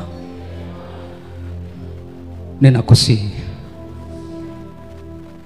ruhusu mtembeo wako juu yangu.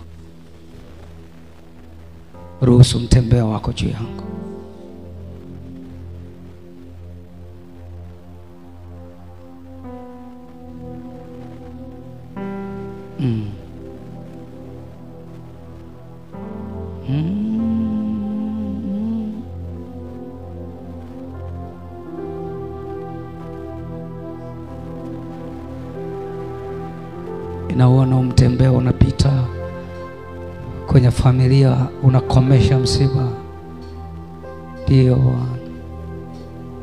Ndio Bwana. Yes. Kuna kitu kinaondolewa kwenye hiyo familia. Maana mtu alikuwa na machozi mengi kwa ajili ya familia. Kuna kitu kinaondolewa. Jambo hilo Mungu analikomesha. Itabaki ushuhuda. Na kila anayetufuatilia na aliyeko kwenye ukumbi huu, Bwana anaachilia neema ya ushuhuda. Nguvu hii imeyabadilisha maisha yako na unaenda spidi. Moyo wako umebadilishwa, umekuwa mtu mwingine. Ndio Bwana, ndio Bwana. Hiyo ninaona Bwana akiondoa shida iliyomtesa mtu muda mrefu, inaondolewa. Inaondolewa, inaondolewa. Wewe amini tu, Roho wa Mungu yuko hapo. Yuko hapo Roho wa Bwana, yuko hapo. Yuko hapo. Yuko hapo. Yuko hapo. Yuko hapo.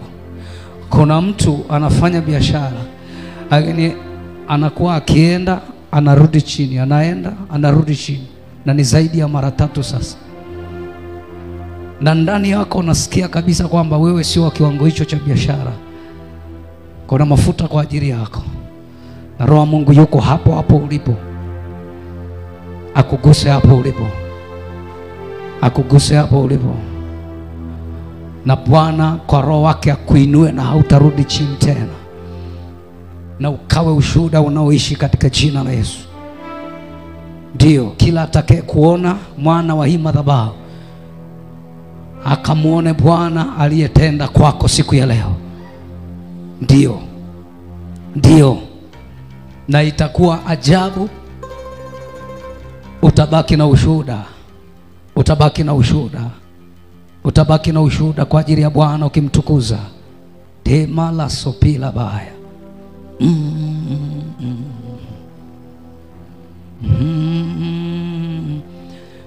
Inaomba wale watu ambao wanasikia ndani kuna utumishi, kuna utumishi, sogea tu kwa madhabahuni. Sogelea tu madhabahu ambao unasikia ndani kuna utumishi. Unasikia ndani kuna utumishi. Kimbia mara moja. Kimbia mara moja nimalize.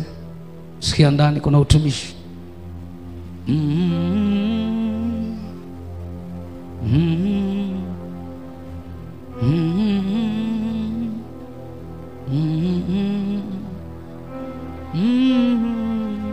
Winulie Bwana tu mikono yako.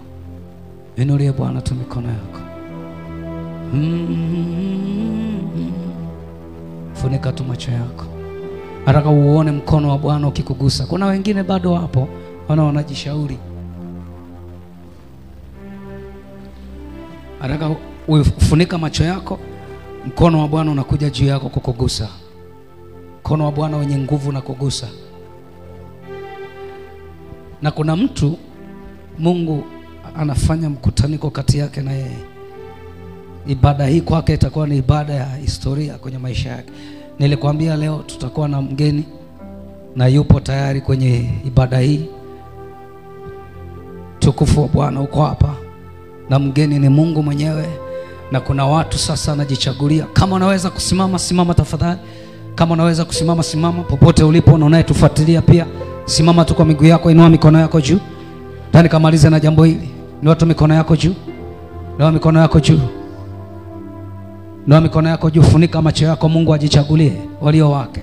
Kuna wengine hata hawajui kama wana utumishi ndani. Utumishi umegawanyika kwenye maeneo mengi sana. Inua tu mikono juu, funika macho yako. Fuata tu maelekezo popote ulipo. Baba, ninakushukuru kwa ajili ya neno ulilonituma kulinena kwa kanisa lako Arusha, Tanzania na hata ulimwengu. Na uomba sasa ule mkono ili kujichagulia ambao wameupendeza moyo wako kubeba upako huu na nguvu hii kwa ajili ya kusudi lako liloweka ndani yao. Maana saa yako imefika ya kusudi lilo ndani ya mtu huyu na ndani ya kanisa lako. Ruhusu huo mkono masetula bayatia mekekako ustati shelapaya sasusa lapaya. Ndio yule malaika wa nguvu uko hapa.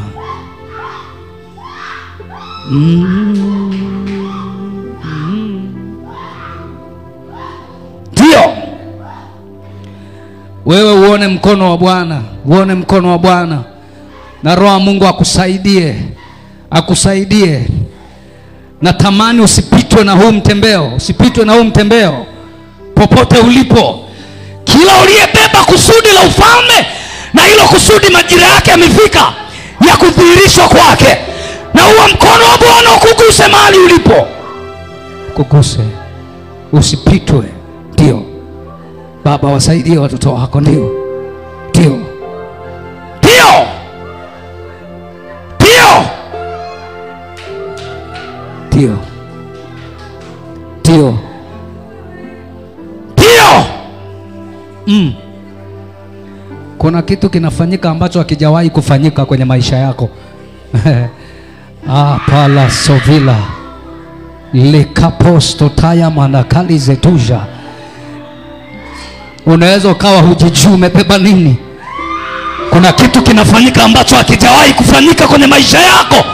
Umebeba kitu cha thamani ndani, na saa imefika, mwanaume na mwanamke. Saa imefika. Saa imefika ya kudhihirishwa kwa hilo kusudi. Yes. Mkono wa Bwana ukuguse popote ulipo. Popote ulipo. Popote ulipo. Mungu, jichagulie walio wako ambao ni kwa saa kama hii. Jichagulie walio wako ambao ni kwa saa kama hii. Jichagulie walio wako ambao ni kwa saa kama hii. Kerali sasosa raba hemima na katosari eketa harako kapia satoi hapa. Hao ni kwa saa kama hii. Hao ambao ni kwa saa kama hii. Hao ambao hemana katosiki kataya rakatostatia.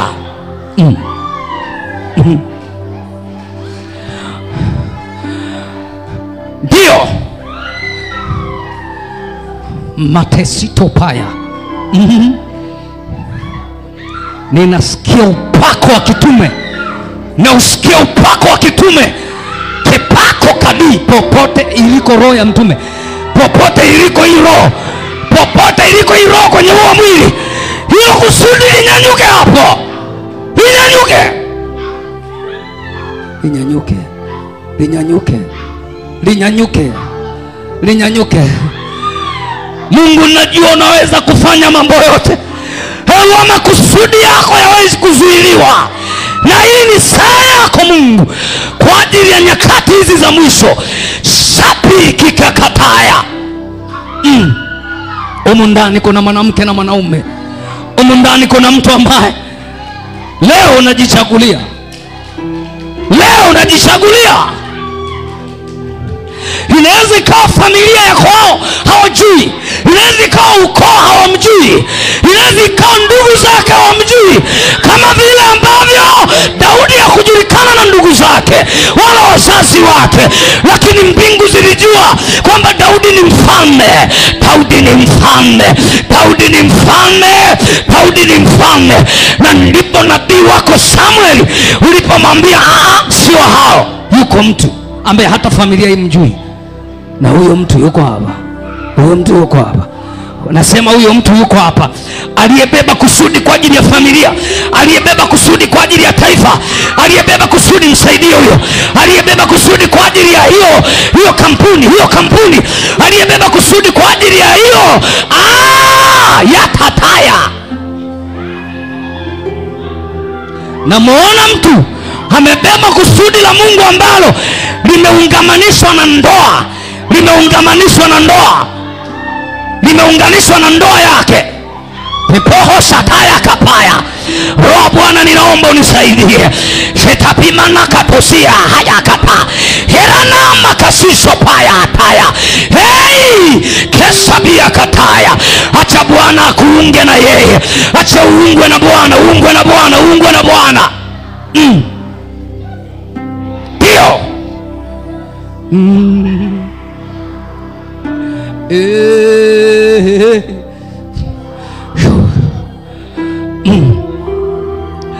Abalabash ikakatapaya satu retepike kokotopa manatiete tu.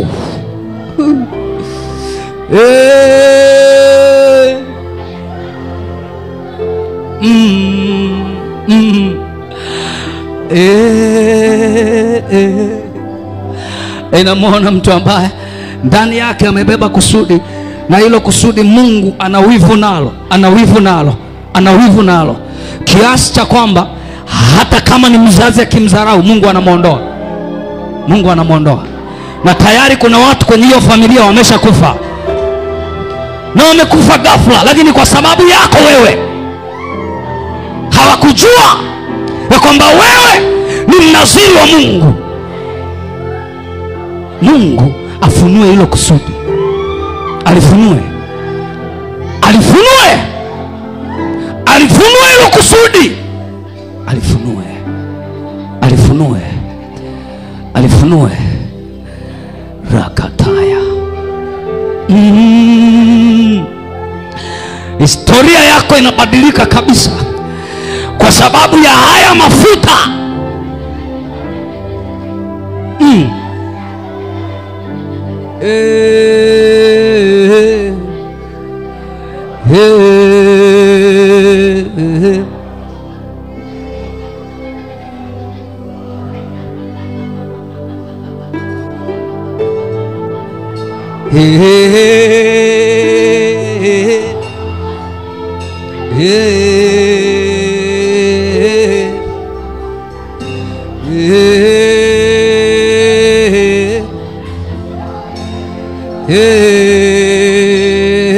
Hayo umeona kama vile haiwezekani tena kuitimiza hiyo ndoto yako, kufikia hivyo viwango. Ni nani alikwambia kwamba haiwezekani? Nimekuja nikwambia inawezekana, na itatokea ghafla, kwa sababu sio kwa nguvu zako, kwa sababu sio kwa uwezo wako. Inatokea ghafla, na wimbo wa ushuhuda unatokea kwenye kinywa chako. Ndio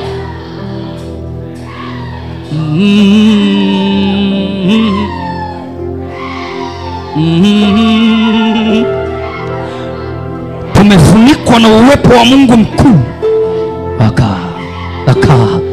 Tutiti papa korutati asa terili papa kandara pigo busto taindikita yakimimandi kesutiba tibiba rakapakotos tati rakpakutuma nataka tinge kama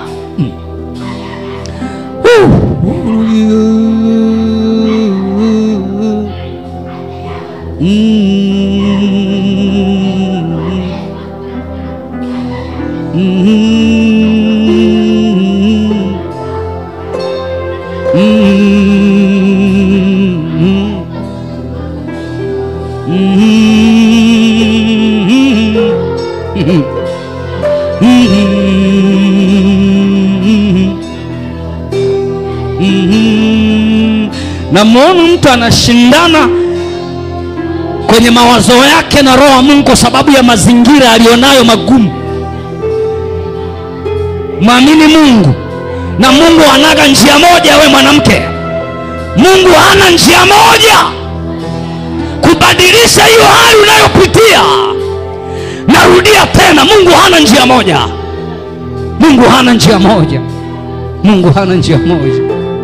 Mungu ana njia nyingi. Mungu ana njia nyingi kwa ajili ya mapenzi yake. Jilazimisha amini na hiyo nguvu inakuja juu yako. Najua umeumia, lakini hebu amini tena na itakuwa historia sasa. Amini.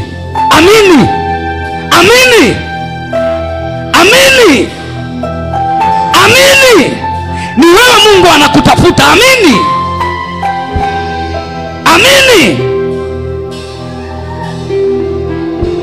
Nasema amini. Wewe ndio unasubiriwa kwenye hiyo familia. Yes, ndio. Asante. Namna hiyo uachie moyo wako kwake. Wewe jiachie. Ndio. Jiachie. Kuna nguvu inaingia ndani yako. Kuna nguvu inaingia ndani yako. Na hali yako inabadilika.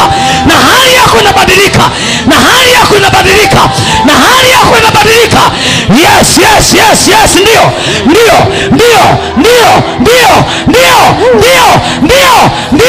Pokea hiyo neema.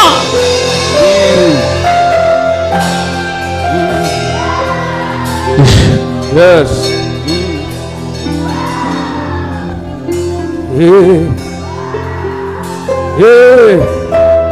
Inua mikono yako juu. Inua mikono yako juu. Inua mikono yako juu. Inua tu mikono yako juu.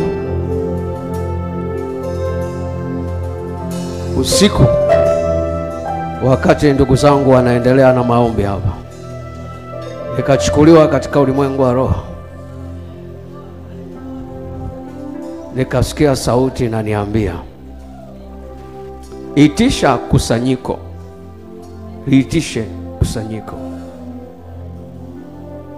Alafu nikaletwa hapa madhabahuni. Alafu nikaona malaika wakafunga skrini kubwa hapa kwenye madhabahu. Kubwa sana. Alafu ile sauti kanambia, endelea kuita kusanyiko. Kwa hiyo nikawa naita watu wanakuja. Sikujua ni hiki Mungu alikuwa ameandaa. Kwa hiyo nikawa naita watu wanakuja. Lakini cha ajabu, wale watu walipokuwa wanakuja walikuwa wamebeba majani. Walikuwa wamebeba majani. Kila mtu amebeba majani. Lakini kwenye yale majani hakuna matunda. Ni majani. Alafu akaniambia, waambie waweke chini majani yao. Alafu waguse hiyo skrini kubwa ili wawe wakubwa. Ili wawe wakubwa. Ili wawe wakubwa. Ili wawe wakubwa. Kila anayegusa hiyo skrini maisha yake yanabadilika. Anakuwa mkubwa. Nikaanza kuona yale majani yanabadilika, yanakuwa matunda.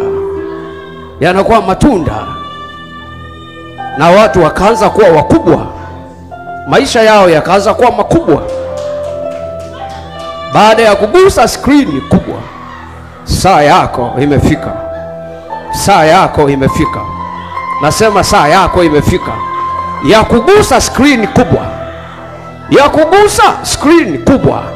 Ili ubadilike na maisha yako yanabadilika. Sema Bwana. Kila aliyogusa alikuwa mkubwa. Alikuwa mkubwa. Cha ajabu, na watumishi walikuwepo. Waligusa na wenyewe wakawa kubwa. Ninamtangazia mtu aliyoko hapa, fungua jicho lako la ndani, anza kugusa skrini kubwa. Parabasaka.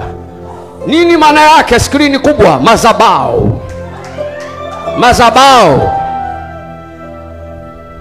Kuna madhabahu ya uchumi, madhabahu ya fedha, madhabahu ya utumishi. Madhabahu ya utumishi imeguswa. Kaya masakapa. Na nikaona mtu mmoja alipogusa TV, ndugu zake wakasema, tulisubiri yeye aguse TV. Tulisubiri aguse TV. Tulisubiri aguse TV. Maisha yetu yabadilike. Saa yako imefika. Saa yako imefika. Saa yako imefika. Saa yako imefika. Saa yako imefika. Saa yako imefika. Saa yako imefika. Saa yako imefika. Saa yako imefika.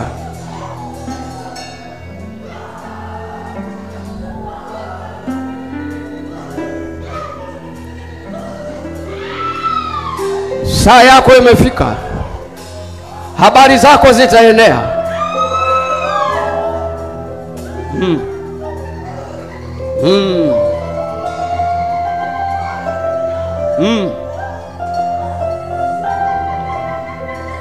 Kama Mungu alivyoona wewe ni mkubwa, kawe mkubwa. Ndio, ndio, ndio. Wakubali wakatae, umekuwa mkubwa, umekuwa mkubwa. Madhabahu yako ya ndani imekuwa kubwa. Kaya ndaya bakasu.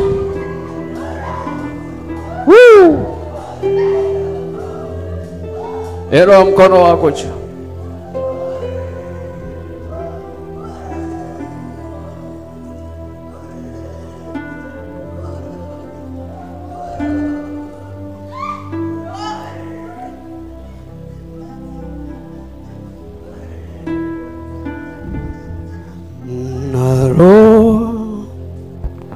Yafurika moyoni mwangu, sasa najua kuna kitu kimetokea. Amenigusa mimi na kuniweka huru. Amenigusa mimi, Yesu amenigusa mimi, na upako wafurika moyoni mwangu. Sasa najua kuna roho imeingia. Amenigusa mimi. Shababababababababa. Shababababababababa. Umekuwa mkubwa. Mwinue ubinti hapo. Umekuwa mkubwa. Umekuwa mkubwa.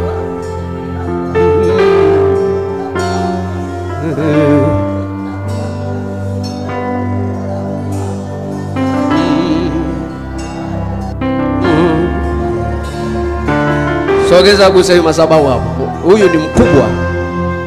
Amekuwa mkubwa.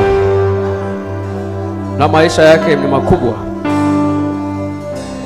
Jesus. Jesus. Ukawe mkubwa. Kawe mkubwa. Kawe mkubwa.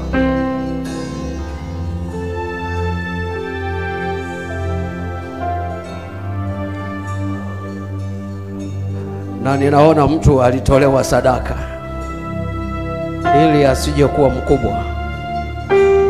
Malaika wanatangua hiyo sadaka na unakuwa mkubwa. Thank you Jesus. Hebu mshukuru Mungu. Mshukuru tu Mungu hapo ulipo. Inua sauti yako mshukuru Bwana.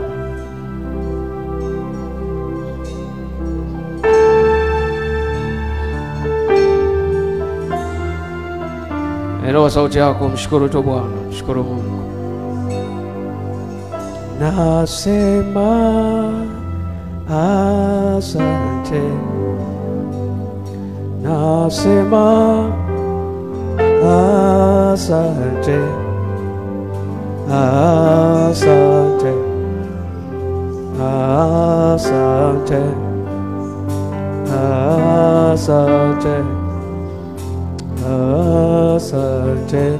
Nasema, nasema asante. Nasema asante kwa wema wako.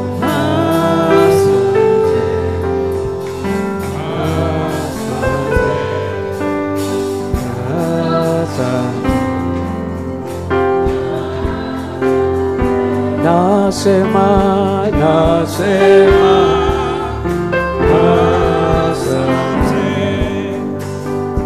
Nasema asante. Asante. Asante kwa wema wako. asante, nasema.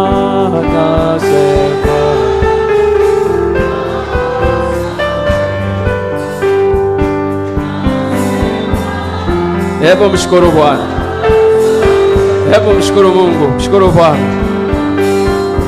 Asante, asante, asante. Hebu mshukuru Bwana, shukuru tu Mungu wako. Wakati katibu anakuja hapa, wakati katibu anakuja, wewe mshukuru Bwana, shukuru tu Bwana. Usifanye haraka, tunaenda kumaliza, usifanye haraka, wewe mshukuru Bwana, mshukuru tu Bwana. Mshukuru tu Mungu, inua sauti yako, mshukuru Bwana. Usifanye haraka, tunaenda kumaliza, mshukuru tu Bwana. Karibu katibu. Jesus.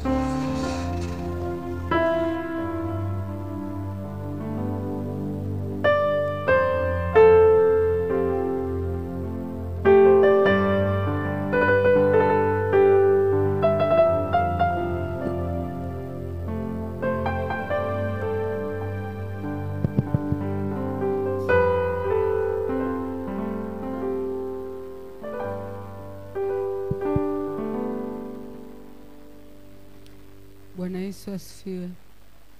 Hongereni kwa ibada nzuri. Naomba kutambua wageni ambao ni mara yao kwanza kuabudu nasi. Tunaomba punge mkono. Karibuni sana wageni. Tunawapenda, tunaomba leo karibu na mgeni basi muweze kumkaribisha. Na baada ya ibada hii kuisha, wageni wote tunaomba mkono wako kushoto utakutana na mtumishi, mtaongea mawili matatu. Karibuni sana.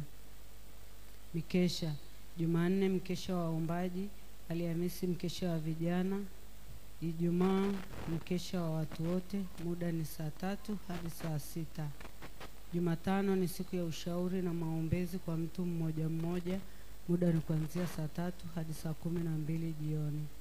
Ijumaa ni siku ya maombi kwa kanisa zima, muda ni kuanzia saa 9 hadi saa 12 jioni. Watu wote mnakaribishwa.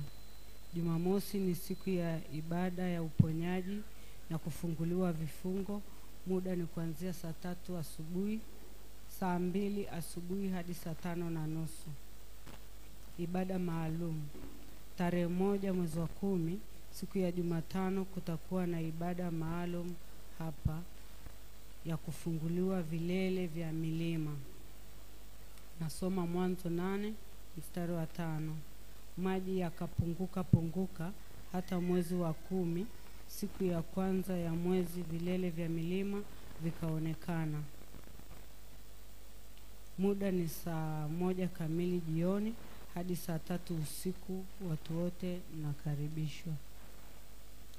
Tarehe 26 mwezi wa 10, kabla ya uchaguzi, kutakuwa na ibada mahali hapa pamoja na yatima. Tunaomba kujiandaa vyema kwa sadaka zetu, mavazi mazuri, vyakula na vingine vingi. Morning Glory itaendelea kila siku hapa kanisani. Wanawake wote tukutane baada ya ibada. Sadaka, tutakuwa na sadaka ya dhabihu, shukrani, wahitaji, zaka ya fungu la 10. Baba, karibu kwa kuombea sadaka.